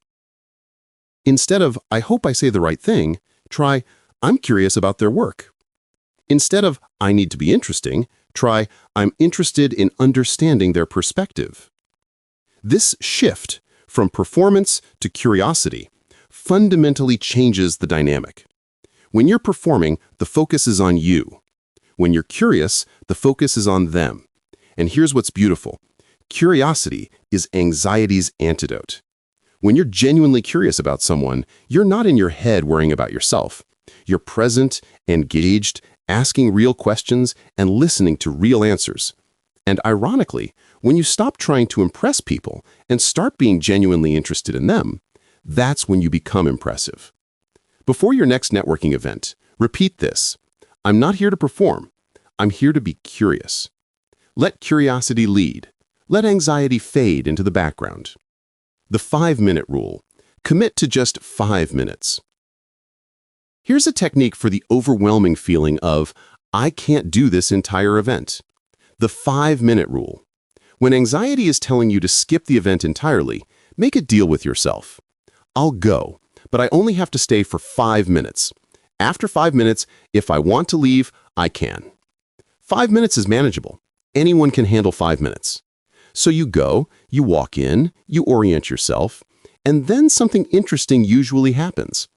After 5 minutes, the anxiety has decreased. The event doesn't seem as scary as it did from outside. You might have spotted someone standing alone you could approach, or you've grabbed some food and feel more grounded. And you think, okay, I can do another 5 minutes. Then another. And before you know it, you've been there for 30 minutes and had a meaningful conversation. But here's the important part. You actually have permission to leave after 5 minutes if you need to. This isn't a trick. If after 5 minutes you're genuinely overwhelmed, you honor that and leave. Most of the time, though, the anticipatory anxiety is worse than the reality. And once you're in the room, it's more manageable than your anxiety predicted. The 5-minute rule gets you through the door, and getting through the door is the hardest part. Breathing techniques. Let's get physiological. Anxiety lives in your body as much as in your mind. Rapid heartbeat, shallow breathing, tight chest. These physical symptoms fuel mental anxiety, which creates more physical symptoms. It's a feedback loop. But you can interrupt that loop with breathing. Box breathing. Breathe in for 4 counts, hold for 4 counts, breathe out for 4 counts, hold for 4 counts. Repeat 4 times. This activates your parasympathetic nervous system, your body's calm down signal. It's physically impossible to be in full panic mode while doing box breathing. 4-7-8 breathing. Breathe in through your nose for 4 counts, hold for 7 counts. Breathe out through your mouth for 8 counts. Repeat 3 to 4 times. The extended exhale is particularly calming because it signals to your body that you're safe. Grounding breath. Take a deep breath in through your nose, filling your belly. As you breathe out slowly, imagine roots growing from your feet into the ground, anchoring you. Repeat until you feel more grounded. These aren't just relaxation techniques. They're based on neuroscience. Controlled breathing literally changes your nervous system state. Use them. In your car before walking into the event, in the bathroom during the event, when you feel anxiety spiking. You can regulate your nervous system. You have more control than you think. Positive self-talk scripts. The voice in your head matters. When that voice is saying, you're going to fail, everyone's judging you, anxiety thrives. But you can talk back to that voice. You can replace anxiety-inducing thoughts with thoughts that are both realistic and encouraging. Anxiety says, everyone here is more successful, confident, or articulate than me. You say, I don't know what everyone's internal experience is. Many people here are probably nervous too. I belong here as much as anyone. Anxiety says, I'm going to say something stupid and embarrass myself. You say, everyone says awkward things sometimes. One awkward moment doesn't define me. Most people are too focused on themselves to judge me harshly. Anxiety says, I won't know what to say. The conversation will be terrible. You say, I have conversation frameworks prepared. I can ask questions. I can listen. I don't need to be brilliant. I just need to be genuine. Anxiety says, what if no one wants to talk to me? You say, there are other introverts and nervous people here who would be relieved if I approached them. I can find someone standing alone. Anxiety says, I should just skip this. I'm not good at networking anyway. You say, I'm learning. I'm getting better each time. Showing up is more than half the battle. I can do this. Notice these responses. They don't deny reality or force toxic positivity. They're realistic, compassionate, and empowering. Write down your most common anxiety thoughts, then write realistic, encouraging responses. When anxiety speaks, talk back. You get to choose which voice you listen to. The power of preparation. We've talked about preparation in earlier chapters, but it's worth emphasizing. Preparation is one of the most effective anxiety reduction strategies available. Anxiety thrives on uncertainty. Preparation reduces unknowns. When you don't know who'll be at the event, anxiety spikes. When you've researched the attendee list and identified 3 people you'd like to meet, anxiety decreases. When you don't know what you'll say, anxiety spikes. When you have conversation starters prepared and you've practiced your introduction, anxiety decreases. When you don't know how you'll handle awkward moments, anxiety spikes. When you have exit scripts ready and a plan for breaks, anxiety decreases. Every piece of preparation is armor against anxiety. If you're feeling anxious about an upcoming event, ask yourself, what am I most anxious about? And what preparation could reduce that specific anxiety? Anxious about conversations? Prepare questions. Anxious about introducing yourself? Practice your 30-second intro. Anxious about not knowing anyone? Research attendees. Anxious about running out of energy? Plan your arrival time, break strategy, and exit time. Preparation gives you control, and control reduces anxiety. When to seek professional help. Sometimes, despite all these techniques, anxiety is still overwhelming. If you're experiencing severe anxiety that significantly impacts your life, not just around networking, but in general, these self-help strategies might not be enough. There is no shame in seeking professional help. A therapist who specializes in anxiety, particularly social anxiety, can provide tools and support beyond what any book can offer. Cognitive behavioral therapy, CBT, has strong evidence for treating social anxiety. Medication can be helpful for some people. If your anxiety is preventing you from attending events entirely, causing severe physical symptoms, panic attacks, nausea, intense dizziness, affecting multiple areas of your life, or not responding to self-help strategies, please consider talking to a mental health professional. Networking is important, but it's not more important than your mental health. And getting help for anxiety isn't giving up on networking. It's actually the smartest networking move you can make. Because when you address the underlying anxiety, networking becomes not just possible, but genuinely more enjoyable. Progress, not perfection. Let me tell you something that might surprise you. You don't need to eliminate anxiety to network successfully. Some of the most successful networkers I know still feel nervous before events.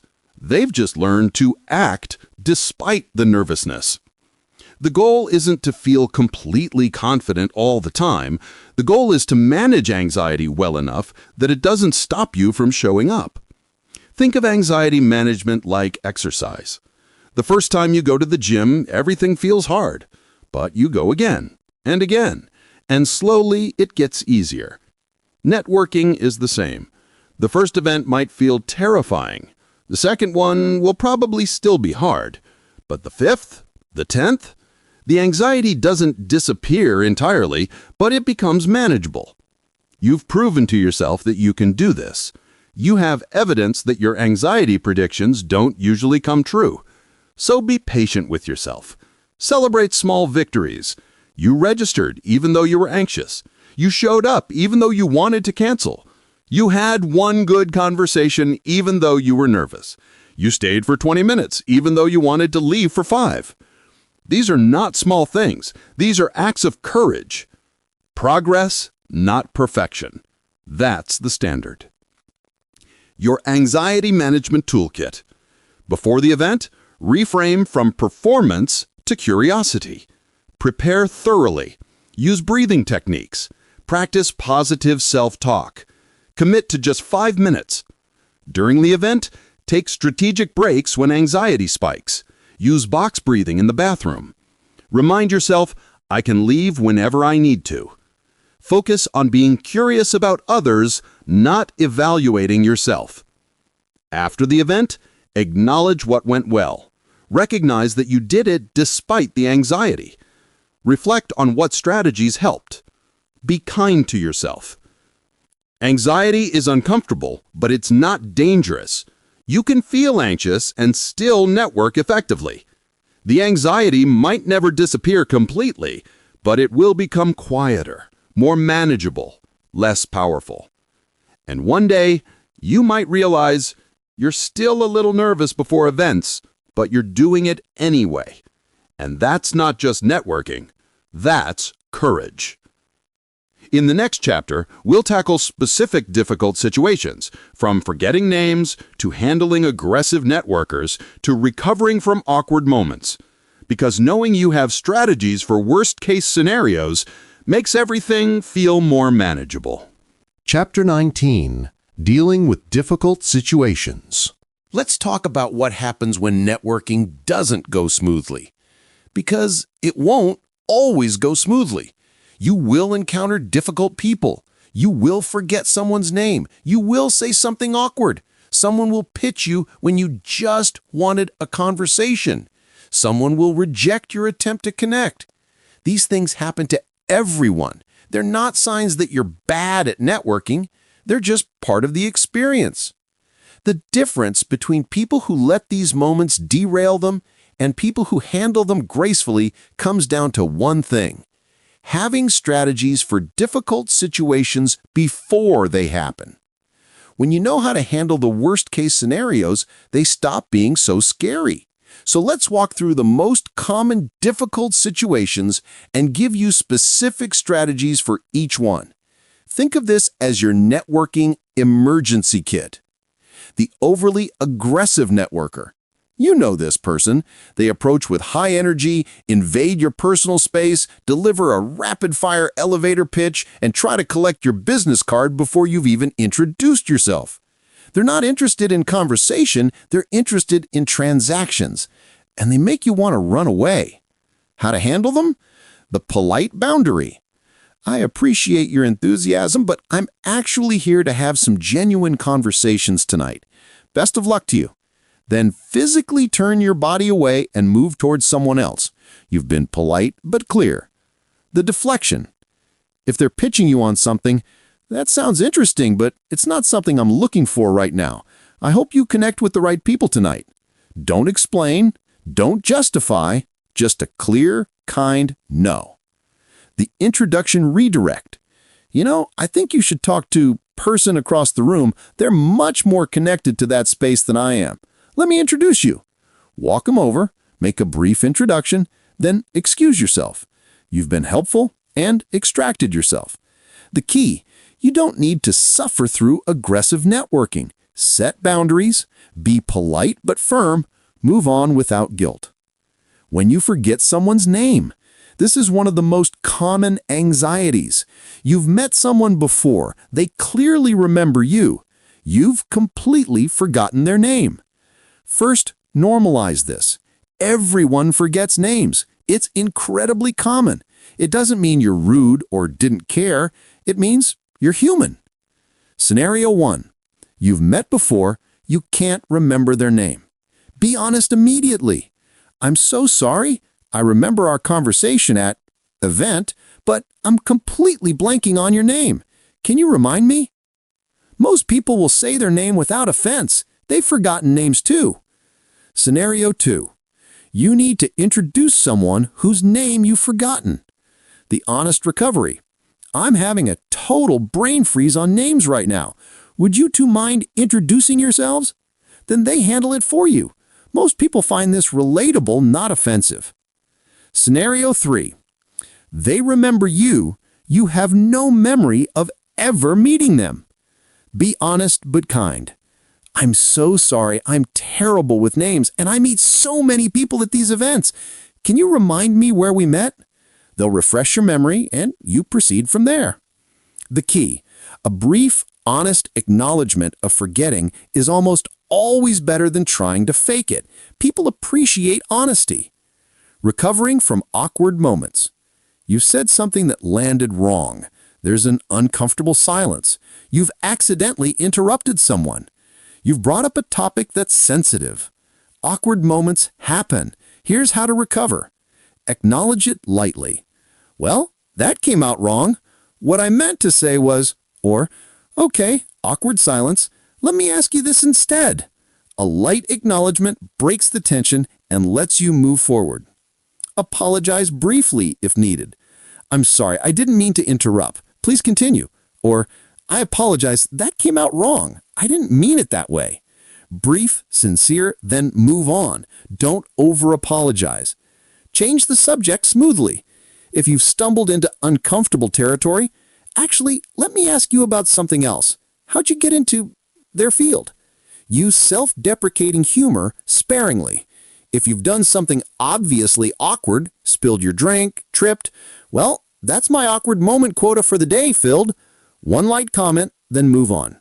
Remember, everyone else is human too. Most awkward moments feel much bigger to you than to the other person. They've had awkward moments too.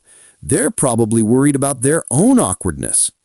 The key, acknowledge briefly if needed, then move forward. Don't ruminate. Don't apologize excessively. Everyone has awkward moments. The people who recover gracefully don't make it a bigger deal than it is. The uninvited pitch. You're having what you think is a genuine conversation, and suddenly the other person launches into a sales pitch. They're trying to sell you their services, recruit you for their MLM, get you to invest in their startup. You didn't ask for this. You just wanted a conversation. How to handle it? The direct decline. I appreciate you sharing that, but I'm not in the market for whatever they're selling. I hope you find the right fit. Clear, polite, firm. The boundary reset. I'm actually here to make genuine connections, not to talk business.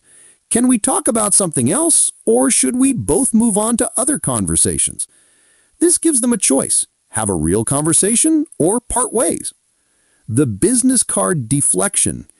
If they're pushing you to commit on the spot, I'm not making any decisions tonight, but if you want to give me your card, I can think about it and reach out if it makes sense. Take the card or don't, but you've made no commitment.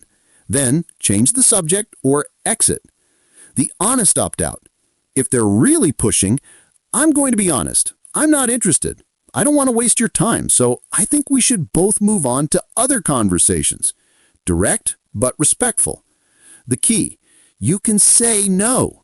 You should say no if you're not interested. Politeness doesn't require you to be a captive audience for an unwanted sales pitch. Handling rejection gracefully. Let's talk about when your attempt to connect is rejected. You approach someone and they're cold or dismissive. You ask someone for coffee and they decline. You send a LinkedIn request and it's ignored. Rejection happens, and it stings. But how you handle it determines whether it becomes a setback or just a neutral moment. In-person rejection. You approach someone and they're clearly not interested. They give one-word answers, keep looking around the room, or explicitly say they're waiting for someone. Your response? No problem. Enjoy your evening. Then walk away with your dignity intact. Don't take it personally. They might be actually waiting for someone important, having a terrible day, shy themselves and bad at conversations, or an unpleasant person you wouldn't want to know anyway. None of these are about you. Coffee invitation rejection. You invite someone for coffee and they say no or don't respond. If they explicitly decline, no problem. If you change your mind or if there's a better time down the road, let me know. Then let it go. If they don't respond, send one gentle follow-up a week later. Just wanted to bump this up in case it got lost. No worries if you're too busy. If they still don't respond, accept that this connection isn't happening right now. Move on to other relationships.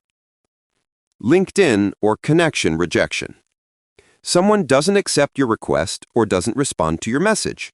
Your response? Nothing. You don't need to do anything. Not everyone accepts every request. It's not personal.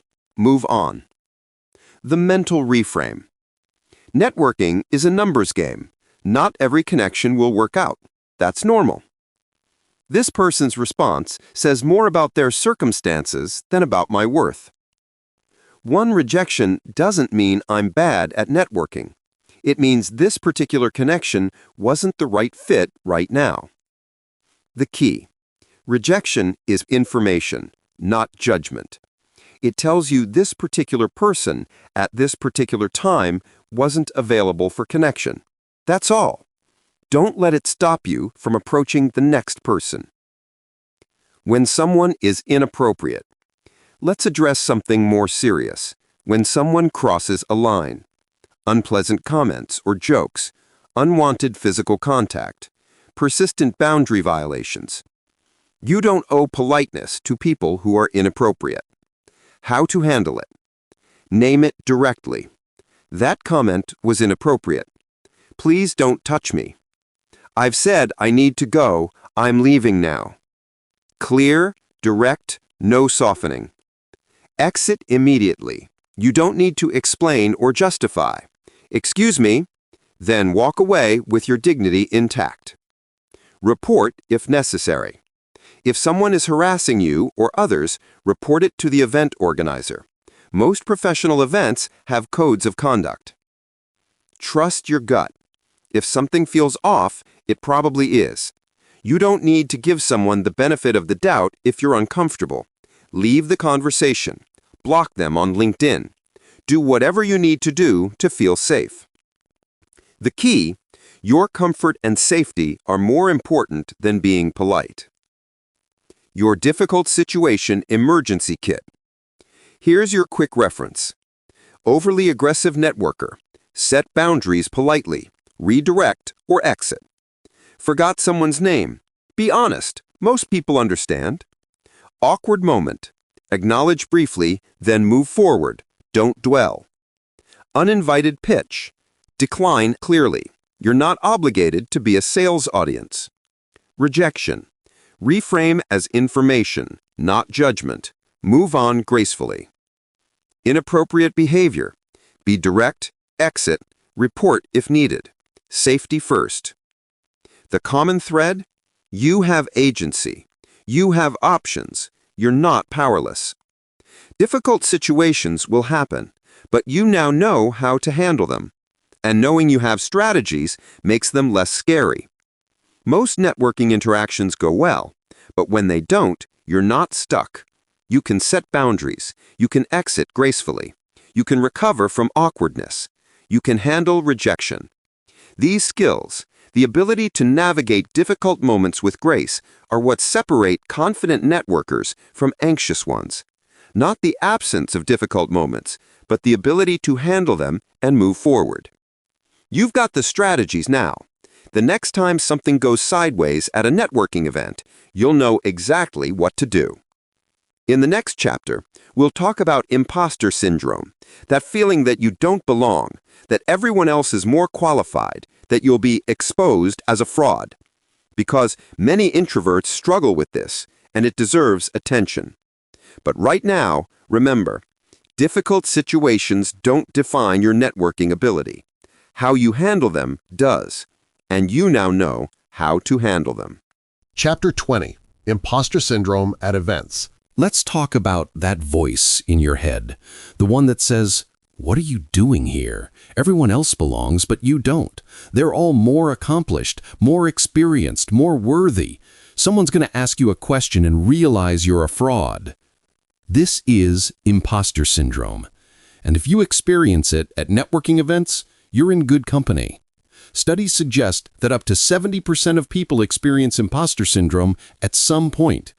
That includes CEOs, award winners, and recognized experts. It's particularly common among introverts, high achievers, and people in competitive fields.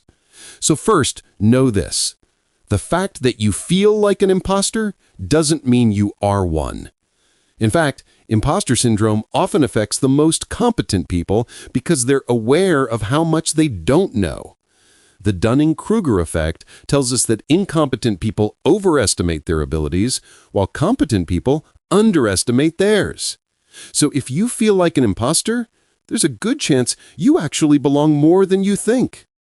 But feeling like an imposter can be paralyzing, especially at networking events. So let's dismantle it. Let's build genuine confidence, based not on bravado, but on evidence and perspective. You belong here. Building confidence. Let's answer the fundamental question imposter syndrome asks. Do I belong here? Yes, you belong. Here's why. You were invited or you registered. Someone thought you should be here. The event organizers created this event for people like you. If you didn't belong, you wouldn't have access. Everyone there is also a human being figuring things out. The person who looks confident, they might be dealing with their own imposter syndrome. The person with the impressive title, they have gaps in their knowledge too. The person who seems to know everyone, they also started as someone who knew no one. You have a unique combination of experiences, skills, and perspectives. No one else has walked your exact path or sees the world exactly as you do. That makes you valuable, not despite your differences, but because of them. You don't need to be the most accomplished person in the room. You just need to be genuinely interested in connecting and learning. That's the only requirement for networking. Evidence-based confidence building. Instead of trying to convince yourself you're amazing, which feels fake, build confidence on evidence. Exercise 1. List 10 actual accomplishments, projects you've completed, problems you've solved, skills you've developed, challenges you've overcome, people you've helped. This isn't bragging, this is evidence. You have done things, you have value. Exercise 2. Identify your knowledge areas. What do you know more than the average person? Industry knowledge, technical skills, specific experiences, unique perspectives. Write these down. When imposter syndrome strikes, remind yourself, I know about X, Y, and Z. I have value to contribute. Exercise 3. Remember who you've helped. Think of times when people asked for your help, advice, or input. People came to you because you had something they needed. That's proof of value. The mindset shift, instead of, I don't belong here, try, I belong here as much as anyone else. I have something to contribute.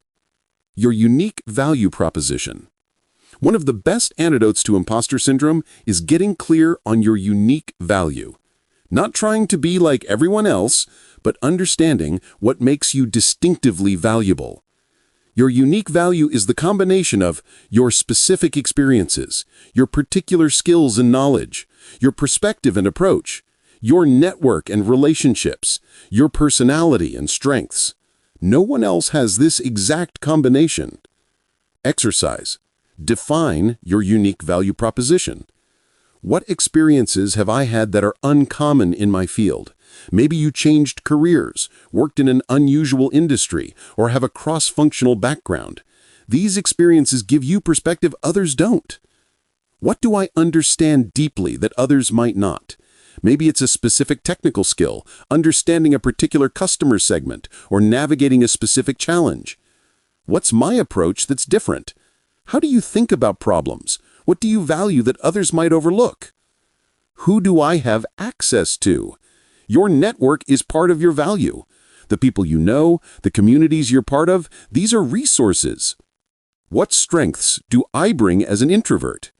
Deep listening, thoughtful analysis, considered responses, building depth in relationships. These aren't weaknesses, they're differentiators. Write your value statement.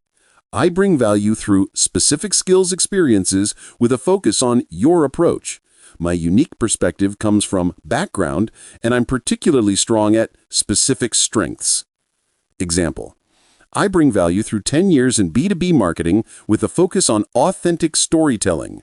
My unique perspective comes from starting my career in journalism, and I'm particularly strong at translating complex technical concepts for non-technical audiences. This isn't about being the best, it's about being clear on what makes you specifically valuable. When you know your unique value, imposter syndrome has less power. You're not trying to compete with everyone else's strengths, you're offering your own. Preparation kills imposter syndrome. We've talked about preparation reducing anxiety. It also destroys imposter syndrome. Imposter syndrome thrives on uncertainty and comparison. When you walk into an event unprepared, you feel like everyone else knows something you don't. You're improvising while everyone else seems to have a script. But when you prepare thoroughly, you know who you're trying to meet and why. You have conversation frameworks ready. You've researched attendees. You know your own story. You have exit strategies. All of this preparation transforms the experience from "I'm lost and don't belong" to "I have a plan and I know what I'm doing." The imposter's advantage. People with imposter syndrome often prepare more thoroughly than those without it. Because you're worried about being exposed, you do your homework, you research, you prepare, you think through scenarios. This actually makes you more effective, not less. So reframe your preparation. It's not evidence that you're inadequate. It's evidence that you're strategic and thoughtful. Pre-event preparation specifically for imposter syndrome.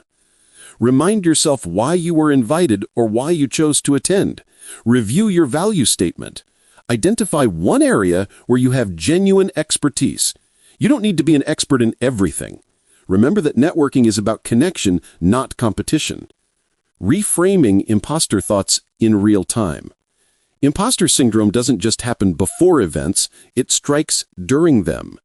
You're in a conversation and suddenly they're going to realize I don't know what I'm talking about, or I have nothing to offer someone at this level. Here's how to reframe in real time. Thought.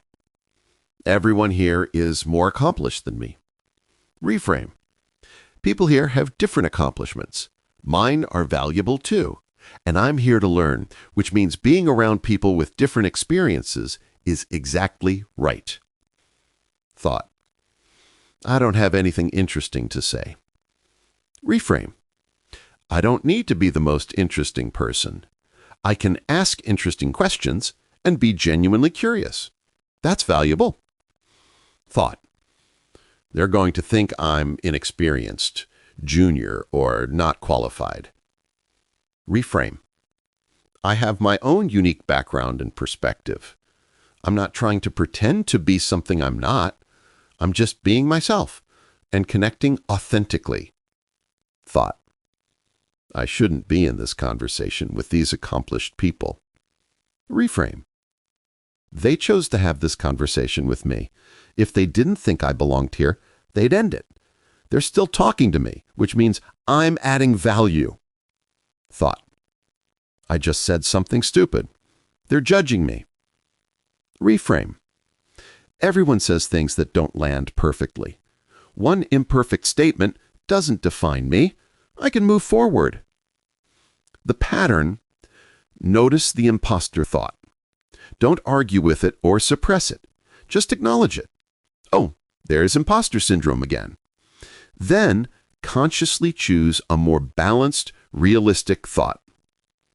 This isn't toxic positivity. It's realistic reframing. Celebrating small wins. One of the most powerful tools against imposter syndrome is celebrating evidence of your competence. But people with imposter syndrome tend to dismiss their successes. That project went well, but it was just luck. They complimented my work, but they're just being nice. I got the promotion, but they probably just needed to fill the role. This pattern reinforces imposter syndrome. Instead, practice celebrating small wins without dismissing them. At networking events, small wins look like you showed up even though you were nervous. You approached someone and started a conversation. You had a meaningful exchange with one person. Someone asked for your contact information. You successfully navigated an awkward moment. You stayed for the time you committed to. You left before you were completely drained. You followed up within 24 hours. The practice, after every networking event, write down 3 wins. Not 3 things that went perfectly, 3 things that went reasonably well, or that you handled competently. I showed up. I had one good conversation with the person from the design firm. I successfully exited a conversation that wasn't going anywhere. These are wins. They're evidence that you can do this. Over time, this builds a body of evidence that contradicts imposter syndrome.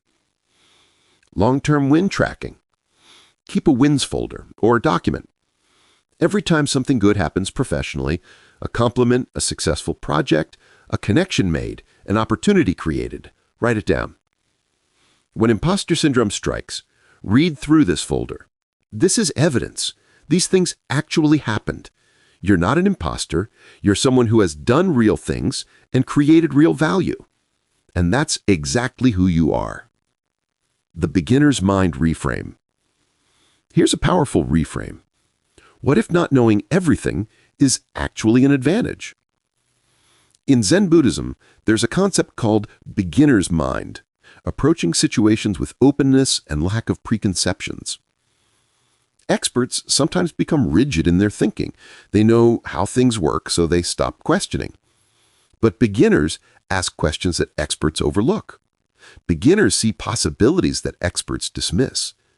Beginners bring fresh perspectives that create breakthroughs. So if you feel like you don't know as much as others, reframe it as an opportunity to ask questions others won't ask. Can you help me understand why we approach it this way? I'm curious about X. How does that work? From an outsider's perspective, I'm wondering about why. These questions often lead to valuable insights, and they're questions you can only ask when you're not trying to pretend you know everything. Being new or less experienced isn't a liability. It's a different kind of value. You bring fresh eyes, you challenge assumptions, you make people explain things clearly, which often helps them see gaps in their own thinking. Own the beginner's mind. Don't apologize for it. When to seek professional help. For most people, imposter syndrome is uncomfortable but manageable. But for some, it's severe enough to significantly impact their professional life. If imposter syndrome is preventing you from pursuing opportunities you're qualified for, causing severe anxiety that affects your work performance, leading you to consistently downplay achievements or avoid visibility, or creating a persistent belief that you're fundamentally inadequate despite evidence to the contrary, it might be worth talking to a therapist. Cognitive behavioral therapy is particularly effective at addressing imposter syndrome and the thought patterns that fuel it. This isn't a sign of weakness, it's a sign of self-awareness. Many successful people have worked with therapists to address imposter syndrome. You belong at networking events, not because you're perfect or the most accomplished person there, but because you have value to add, you're genuinely interested in connecting, and you're willing to show up and try. That's all you need. Imposter syndrome will probably never disappear completely, but it can become background noise instead of a defining voice. You can learn to notice it, acknowledge it, and choose not to let it stop you. And every time you show up despite imposter syndrome, you're proving to yourself that it doesn't have power over you. You belong. You have value. You're not an imposter. You're someone who is building a network authentically and thoughtfully. And that's exactly who you should be. In the next chapter, we'll talk about creating your sustainable networking routine, monthly goals, quarterly audits, and tracking what works for you. Chapter 21. Creating your networking routine. Let's talk about sustainability. You've learned the strategies, you understand the frameworks, you know how to network as an introvert, but none of it matters if you can't sustain it. Because networking isn't a one-time project, it's a lifelong practice. And the difference between people who build powerful networks and people who attend a few events then burn out comes down to one thing: having a sustainable routine. Not networking constantly, not attending events every week, not maintaining a crushing schedule of coffee meetings and conferences. A routine that fits your energy, your life, and your goals. A routine you can maintain for years, not months. That's what we're going to build in this chapter. Monthly networking goals, not weekly. Let's reject the conventional wisdom. Most networking advice tells you to network constantly. Weekly events, daily LinkedIn activity, constant visibility. That's not sustainable for introverts. It leads to burnout, resentment, and eventually complete withdrawal. Instead, let's set monthly networking goals. A sustainable monthly practice looks like this. One primary networking activity per month. This could be attending one in-person event, having 2 or 3 strategic coffee meetings, hosting a small dinner or gathering, attending a virtual event with active engagement, or deep participation in an online community for a week. The key: one focused networking push per month, not 4. 5 to 7 network check-ins on the first Monday of the month. Set aside 1 hour. Send 5 to 7 thoughtful messages to people in your core network. Not generic, just checking in messages. Messages with value. Sharing a relevant article. Asking about a project they mentioned. Congratulating them on an accomplishment. Offering an introduction. Or simply reconnecting with genuine interest. 2 to 3 pieces of valuable content shared or created. Posting 1 thoughtful piece on LinkedIn. Sharing an article with your network. Writing a brief post in your online community. Commenting thoughtfully on posts from your network. That's it. 1 event or set of coffee meetings, 5 to 7 check-ins, a couple of pieces of content. That's a full month of networking that's actually sustainable. Monthly goal setting template. On the last day of each month, spend 15 minutes planning next month. What's my one main networking activity next month? Which 5 to 7 people will I reach out to? What will I share or create? Who do I need to follow up with from this month? Write this down. Put it on your calendar. This removes constant decision-making about should I be networking more. You have a plan. You execute it. That's enough. The quarterly relationship audit. Every 3 months, take stock of your network. Not daily, not even monthly, quarterly. This prevents relationships from falling through the cracks while also preventing you from feeling like you need to constantly tend to every connection. The quarterly audit takes about an hour and answers these questions. Who have I connected with this quarter that I want to stay in touch with? Review people you met in the last 3 months. Who stood out? Who do you want in your core network? Add them to your rotation system. Who in my core network have I neglected? Look at your last contact dates. Who haven't you talked to in 6 months or more? Make a list of people to prioritize next quarter. What relationships have deepened? Who have you moved from acquaintance to genuine connection? Acknowledge this progress. What relationships can you let go of or deprioritize? Which connections feel one-sided or draining? Which no longer align with your goals or values? It's okay to move these people out of active rotation. Are there gaps in your network? Are there industries, roles, or types of people you want to know but don't currently? This identifies where to focus your efforts. What networking activities have been most valuable? Which events led to meaningful connections? Which approaches worked well? This tells you what to do more of. What hasn't been working? Which activities drained you without producing value? Which approaches felt inauthentic? This tells you what to stop doing. The output? A list of people to prioritize next quarter. Clarity on which activities to continue and which to drop. Updated goals for the next 3 months. A refined core network list. This audit keeps your networking strategic and aligned with your actual goals. Annual networking plan. Once a year, zoom out and create your annual networking plan. This is strategic thinking about your network and career. The annual planning session takes about 2 hours, happening in January or at the start of your professional year. Step 1. Reflect on the past year. What were your biggest professional accomplishments? What opportunities came through your network? What networking activities were most valuable? What relationships were most important? What did you learn about what works for you? Step 2. Define professional goals for the coming year. Where do you want to be in 12 months? What skills do you want to develop? What opportunities do you want to pursue? What transitions are you considering? These goals inform your networking strategy. Step 3. Identify networking objectives. Based on your professional goals, what do you need from your network this year? Examples: build relationships with 5 senior designers who can mentor me. Connect with people in sustainable business practices. Expand my network in the nonprofit sector. Deepen 10 connections into genuine friendships. Find a collaborator for my side project. Be specific. These objectives guide everything else. Step 4. Choose primary networking channels. You can't do everything. Will you prioritize in-person events or online networking, or both? Which platforms will you be active on? Will you host your own gatherings or primarily attend others? Which conferences or major events will you attend? Choosing channels prevents spreading yourself too thin. Step 5. Set your monthly rhythm. Based on your objectives and channels, what's your sustainable monthly practice? How many events? How many coffee meetings? How many online engagements? Be realistic about what you can maintain all year. Step 6. Identify key relationships to develop. Who are the 10 to 20 people you want to focus on this year? Current connections you want to deepen? New people you want to meet? Mentors you want to develop relationships with? Peers you want to collaborate with? Step 7. Schedule your quarterly audits. Put them on your calendar now. End of March, June, September, and December. The output, your annual networking plan, a document you refer to throughout the year, including your objectives, chosen channels, sustainable monthly practice, and key relationships and quarterly audit dates.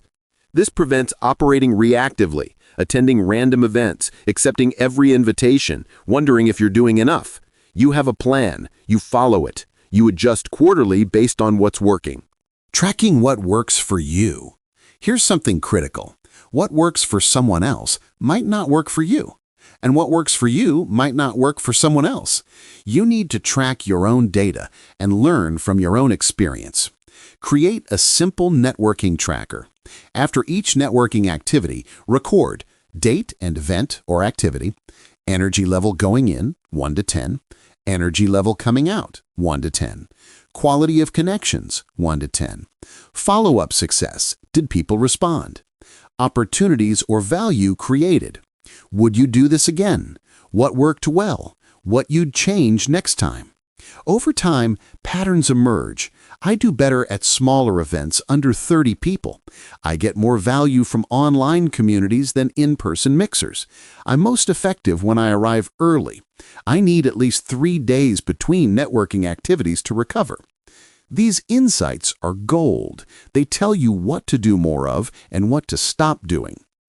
Common patterns introverts discover. Quality events beat quantity. Smaller gatherings work better. One-on-one meetings are most valuable. Online networking is effective. Recovery time is necessary.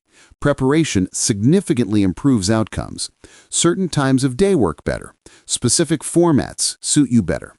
Trust your data over conventional wisdom. If everyone says you should be on Twitter, but LinkedIn works better for you, focus on LinkedIn. If everyone attends the big conference, but you get more value from smaller workshops, do the workshops. If the advice says network weekly, but monthly is what you can sustain, do monthly. Your data tells you what works for you. That's what matters. The minimum viable networking routine. Let's talk about the absolute minimum that still maintains and grows your network. This is for when life is overwhelming, when you're in a busy season, when you need to dial it back. The minimum viable routine. 1 networking activity every 6 weeks. This could be 1 event, 2 coffee meetings, or deep engagement in an online community for a week. 5 check-in messages per quarter, about 2 per month spread out. 3 valuable content shares per quarter. 1 post, 1 comment, 1 article shared, total for the whole quarter. That's it. If you do just this minimum, you're still maintaining visibility, keeping relationships warm, creating opportunities for connection, and staying engaged without burning out.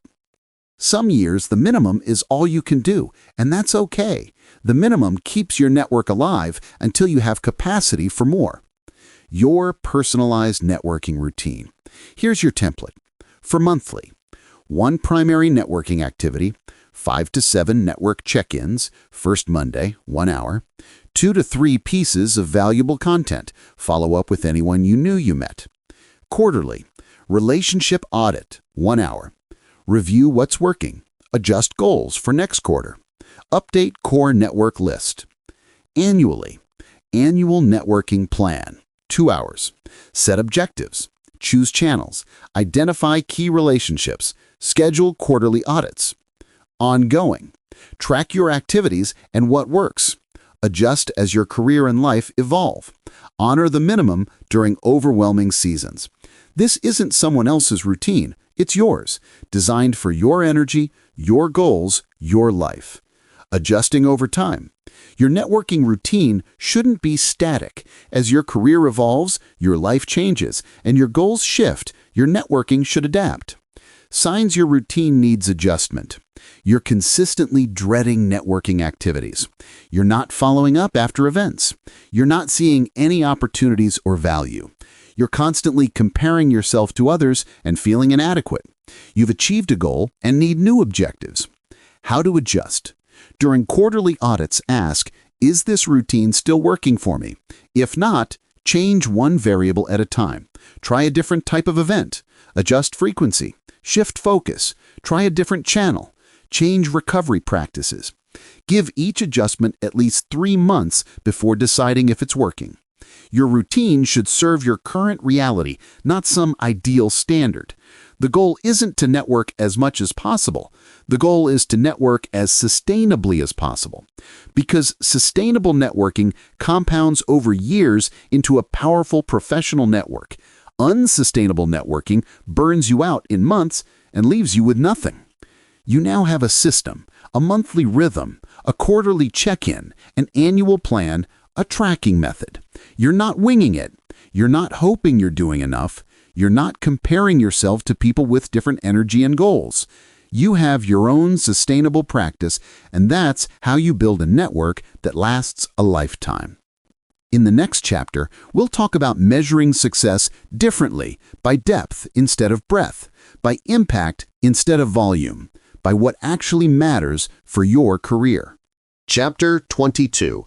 Measuring Success Differently. Let's talk about how you know if your networking is working. Because here's the problem. Most people measure networking success completely wrong. They count connections, they track followers, they measure visibility. How many people did I meet? How many business cards did I collect? How many LinkedIn connections do I have? By those metrics, introverts will always feel like they're failing, because those are extrovert metrics. Those are quantity metrics. But what if we measured differently? What if we measured by depth instead of breadth, by impact instead of volume, by quality instead of quantity? When you shift your metrics, something powerful happens. You stop feeling inadequate because you don't have 5,000 LinkedIn connections. You start recognizing the value of the genuine relationships you've built. So let's redefine success, because what you measure determines what you value, and what you value determines what you do. Depth metrics versus breadth metrics. Let's contrast the old way with the new way. The old breadth metrics: number of LinkedIn connections, number of business cards collected, number of people you met, number of events attended, number of followers. These are easy to count. They feel objective, but they tell you nothing about the actual value of your network. 1,000 LinkedIn connections you never interact with are worth less than 10 people who know you, trust you, and think of you when opportunities arise.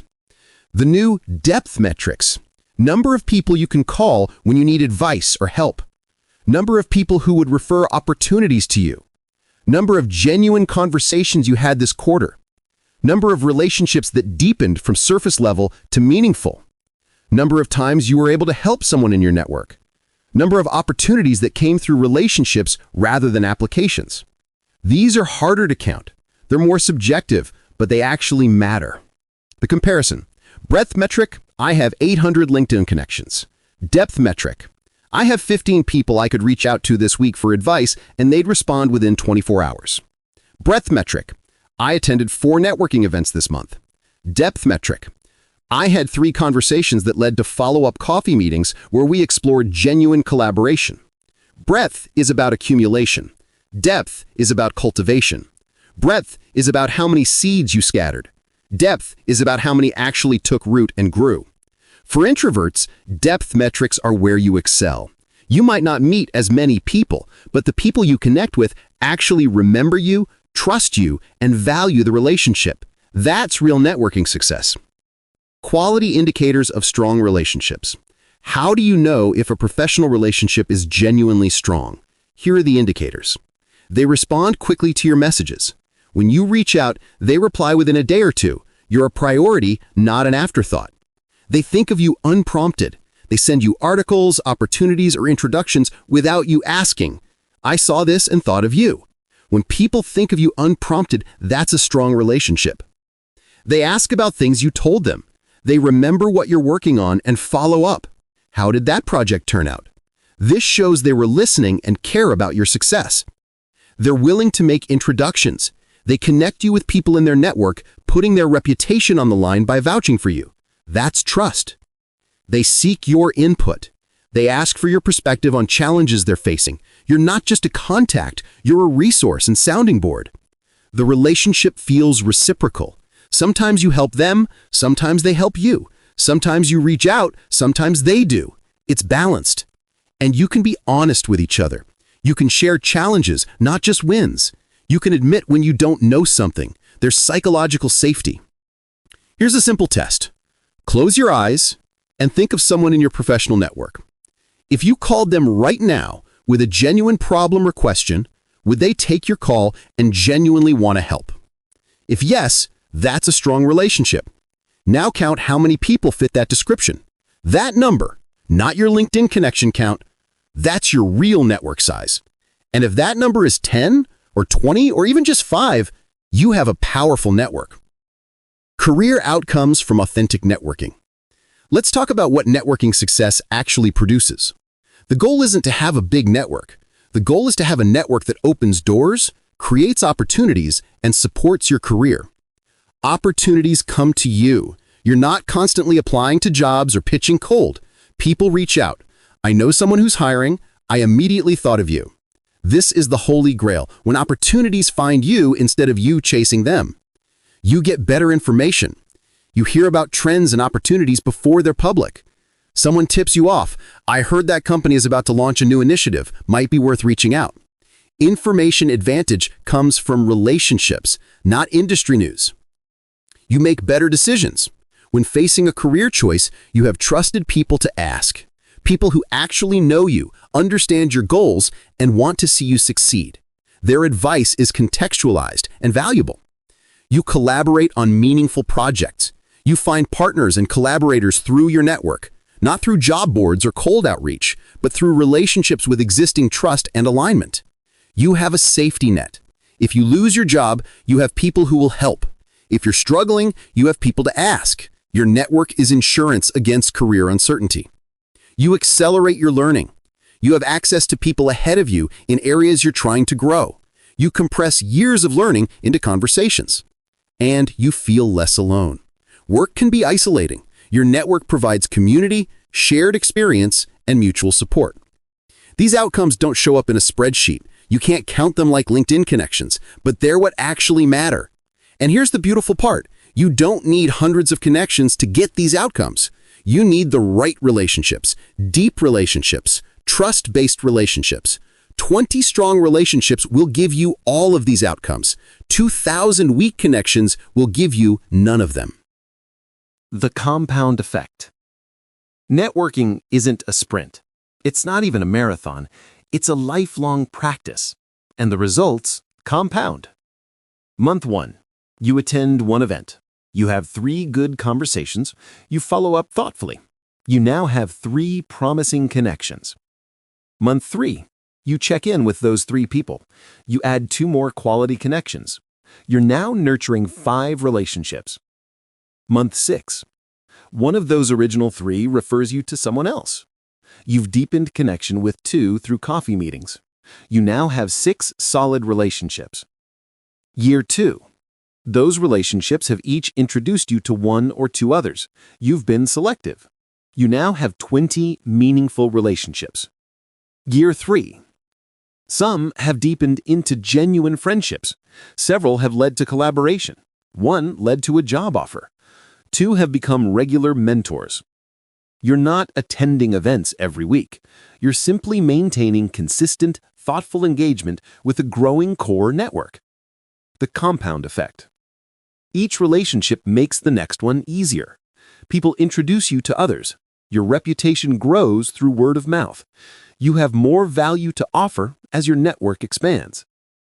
Small actions repeated consistently create exponential results. 1 coffee meeting per month, 12 meaningful conversations per year. 1 monthly check-in with 5 people, 60 touchpoints per year. 1 thoughtful LinkedIn post per month, 12 opportunities for visibility. None feel significant in the moment, but over years they build a network that fundamentally changes your career trajectory. This is the power of playing the long game. When to prune your network. Let's talk about something people rarely discuss. Sometimes you need to let relationships go. Not every connection needs to be maintained forever. As you grow, interests shift, career direction changes, values evolve. Some relationships that were once valuable become less relevant, and that's okay. Relationships to invest less in. Connections that feel one-sided. You're always reaching out, they rarely reciprocate. Relationships that feel draining. Interacting leaves you depleted. Connections that no longer align with your goals or values. People who only reach out when they need something. Relationships that haven't been meaningful despite multiple attempts. You're not cutting these people off or being rude, you're simply not prioritizing them in your monthly check-ins. Relationships to invest more in. Connections that feel reciprocal and energizing. People whose work inspires you or challenges you to grow. Relationships with genuine mutual support and care. Connections that align with where you're headed, not just where you've been. Your time and energy are finite. Especially as an introvert, you can only maintain deep relationships with a limited number of people. How to prune gracefully. You don't need a conversation or breakup message. Simply move them out of your core network rotation. Respond if they reach out, but don't initiate. Decrease frequency of check-ins. This doesn't mean burning bridges. If someone you're not actively maintaining reaches out, respond warmly. You're just not putting them in active rotation anymore. Your network should evolve as you evolve. That's healthy. That's natural. Annual network review. Once a year, during your annual planning, ask, who am I actively investing in? Is this still the right group? Who should I add? Who should I move to the periphery? This keeps your network aligned with your current reality, not your past. Your personal networking scorecard. Let's create a new way to evaluate your networking. Forget counting connections. Here's a scorecard based on what actually matters. Ask yourself quarterly, how many genuine conversations did I have this quarter? Real conversations where you connected meaningfully. Target 5 to 10. How many relationships deepened from acquaintance to something more substantial? Target 2 to 3. How many times did I provide value to someone? Articles shared, introductions made, help offered. Target 10 to 15. How many people reached out to me unprompted? This measures whether you're on people's radar. Target 3 to 5. How many opportunities came through my network rather than applications? Job leads, project opportunities, collaborations. Target at least 1. How many people could I call right now for advice? People who would genuinely want to help. Target 10 to 20 total, growing slowly. Are you feeling energized or drained by your networking? If consistently drained, something needs to change. Target more energized than drained overall. Are you showing up authentically, or are you performing? Target authentic 90% of the time. Notice what's not on this scorecard. Number of events attended, number of new connections made, number of business cards collected. Use this scorecard quarterly. Track your answers over time. Celebrate when numbers improve. Adjust your approach when they don't. Your new definition of success. Networking success is having people who know you well enough to vouch for you. Being thought of when opportunities arise. Having trusted advisors you can call when you need guidance. Providing value to others and receiving value in return. Building relationships that feel authentic, not transactional. Opening doors through relationships, not just applications. Feeling energized by your network, not drained by it. It's not about how many. It's about how deep. It's not about how visible. It's about how valuable. It's not about collecting. It's about cultivating. And when you measure success this way, you're not competing with extroverts anymore. You're playing a completely different game. A game you're naturally designed to win. In our final chapter, we'll bring everything together. Your complete networking manifesto, your 30-day action plan, and final thoughts on authenticity and the long game. But right now, write down 3 depth metrics you'll track. Maybe number of people who would take my call, number of relationships that feel reciprocal, number of opportunities that came through my network. Whatever matters to you. Then let go of the pressure to measure up to extrovert standards. You're measuring differently now, and by the right metrics, you're already succeeding. Chapter 23, Your Networking Manifesto. We've covered a lot of ground together. From understanding your superpowers as an introvert, to strategic event selection, to conversation frameworks, to follow-up systems, to measuring success on your own terms. But before we part ways, I want to give you something to take with you. Not another tactic, not another framework. A manifesto. A declaration of how you're going to network from this point forward. A set of principles that guide every decision, every interaction, every relationship you build. This is your permission slip to network your way, to reject the rules that don't serve you, to build a professional network that feels authentic, sustainable, and powerful. These are the truths you'll return to when you start doubting yourself, when someone tells you you're not networking right, when you feel pressure to be someone you're not. This is who you are as a networker, and it's more than enough. Permission to network your way. First and foremost, you have permission to network differently. You don't need to attend every event. You don't need to work every room. You don't need to have thousands of connections. You don't need to be the most visible person on LinkedIn. You don't need to be extroverted, charismatic, or constantly on. You have permission to attend one event per month instead of one per week. Leave events after 45 minutes, if that's all the energy you have. Build a network of 20 deep relationships instead of 500 superficial ones. Prefer coffee meetings over cocktail parties. Network primarily online, if that works better. Say no to invitations that don't align with your goals. Take breaks when you need them. Measure success by depth, not breadth. Be yourself, fully and unapologetically. This isn't permission to avoid networking entirely, it's permission to network in a way that actually works for you. Because networking that drains and depletes you isn't sustainable, and unsustainable networking builds nothing. But networking that aligns with your energy, your strengths, and your values, that builds something powerful. The compound effect of consistent small actions. Here's the truth about networking that nobody tells you. Big, dramatic efforts don't build networks. Small, consistent actions do. You don't build a powerful network by attending a massive conference once and meeting 200 people. You build it by having one meaningful conversation per month for 5 years.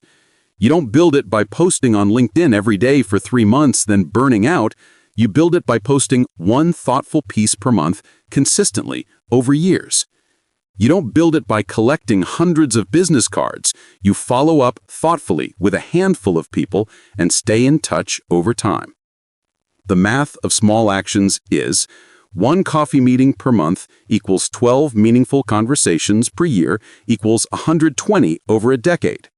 5 network check-ins per month equals 60 per year equals 600 over a decade. 1 thoughtful LinkedIn post per month equals 12 per year equals 120. None of these feels significant in isolation, but compounded over time, they build a network that fundamentally changes your career. The compound effect works because each relationship opens doors to other relationships. Each small action builds your reputation gradually. Each consistent touchpoint strengthens trust over time. Each year builds on the previous year's foundation. You don't need to do everything. You just need to do a few small things consistently. Over months, that becomes progress. Over years, that becomes transformation. This is the introvert's advantage. You're built for the long game. You don't need immediate results. You're patient. You're consistent. You value depth. Those are exactly the qualities that make networking compound over time. You don't need to become an extrovert to network successfully. You need to network like an introvert. And when you do, you build something stronger than any extrovert's broad, shallow network. Deep, trust-based relationships that open doors, create opportunities, and last decades. Your 30-day action plan. Knowledge without action is just information. So let's turn everything into a concrete plan for the next 30 days. Week 1. Foundation. Day 1. Define 3 specific networking goals for next quarter. Day 2. Audit your current network. Identify 20 to 30 people to stay connected with. Day 3. Set up your CRM system, even a simple spreadsheet. Day 4. Optimize your LinkedIn profile. Day 5. Research one networking opportunity for next month and register. Day 6. Prepare your 30-second introduction and practice it. Day 7. Review your week. You've laid the foundation. Week 2. Warm-up. Day 8. Send 3 reconnection messages to people in your network. Day 9. Spend 15 minutes engaging thoughtfully on LinkedIn. Day 10. Join one online community in your field. Day 11. Invite one person to coffee, virtual or in person. Day 12. Prepare for your upcoming event. Research attendees, prepare questions. Day 13. Provide value to one person in your network. Day 14. Review your week. You've started building momentum. Week 3. Main event. Day 15. Final preparation for your networking event. Day 16. Attend your event. Remember, 2 to 3 meaningful conversations, and then you can leave. Day 17. Follow up with everyone you met within 24 hours. Day 18. Update your CRM with new contacts and set follow-up dates. Day 19. Engage in your online community. Day 20. Have your coffee meeting if scheduled. Day 21. Review your week. You did the big week. You accomplished it. Week 4. Momentum. Day 22. Send second touch to people you met 2 to 3 weeks ago. Day 23. LinkedIn Engagement Day. 3 thoughtful comments, 1 valuable share. Day 24.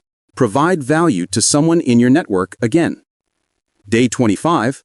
Plan your networking for next month. Day 26. Reflect on what worked and what didn't. Write it down. Day 27. Follow up again with your most promising connections. Day 28. Celebrate. Write down 3 wins from this 30-day period. Day 29. Send 3 gratitude messages to people who've helped you. Day 30. Commit to continuing. This isn't a one-time project. It's a sustainable practice. Beyond day 30, 1 networking activity per month, 5 to 7 check-ins on the first Monday, quarterly relationship audits, annual networking plan. This 30-day plan proves you can do this. And once you've proven it to yourself, you keep going. Not because you have to, because it works. Final thoughts. Authenticity wins. Let me leave you with the most important principle of all. Authenticity wins. Not charisma, not performance, not pretending to be someone you're not. Authenticity. The people who build the strongest networks aren't the ones with the best elevator pitches or the most polished personas. They're the ones who show up as themselves, who ask genuine questions because they're genuinely curious, who share honestly about their challenges, not just their successes, who follow up because they actually care, not because they're supposed to, who build relationships slowly, over time, based on genuine connection rather than transactional networking. Those relationships endure. Your networking philosophy. Be yourself, the quiet, thoughtful, observant person you are. Go deep. Choose quality over quantity, always. Be consistent. Small actions over time compound into something powerful. Provide value. Help others without keeping score. Follow up. This is where most people fail and where you'll excel. Be patient. Networks aren't built in weeks or months, they're built over years. Measure differently. Judge your success by depth and impact, not by numbers. Your commitment. Take a moment and make this commitment to yourself. I commit to networking in a way that feels authentic to me. I will not force myself to be someone I'm not. I will build relationships, not just collect contacts. I will invest in depth, not chase breadth. I will provide value consistently. I will follow up and follow through. I will protect my energy. I will measure success on my own terms. I will be patient with the process. I will be myself. This is my networking manifesto. These are my principles. This is how I build my network. Your network is waiting. Right now, there are people out there who need to know you, people who would benefit from your expertise, your perspective, your support, people who could help you grow, challenge you, open doors for you, people who could become collaborators, mentors, friends. They're at events you haven't attended yet. They're in online communities you haven't joined yet. They're one coffee meeting away. They're one thoughtful message away. Your network is waiting to be built.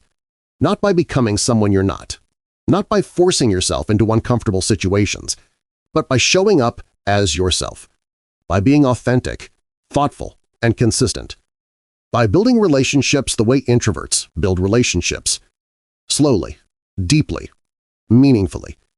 You have everything you need, the frameworks, the systems, the mindset. Now it's just about taking the first step, and then the next one, and the one after that. Final words. Thank you for spending this time with me. Thank you for being open to networking differently. Thank you for recognizing that your introversion is a strength, not a weakness. I believe in you. I believe in your ability to build a network that opens doors, creates opportunities, and supports your career. I believe you can do this in a way that feels good, not draining. I believe your network will be powerful precisely because it's built on depth, not breadth.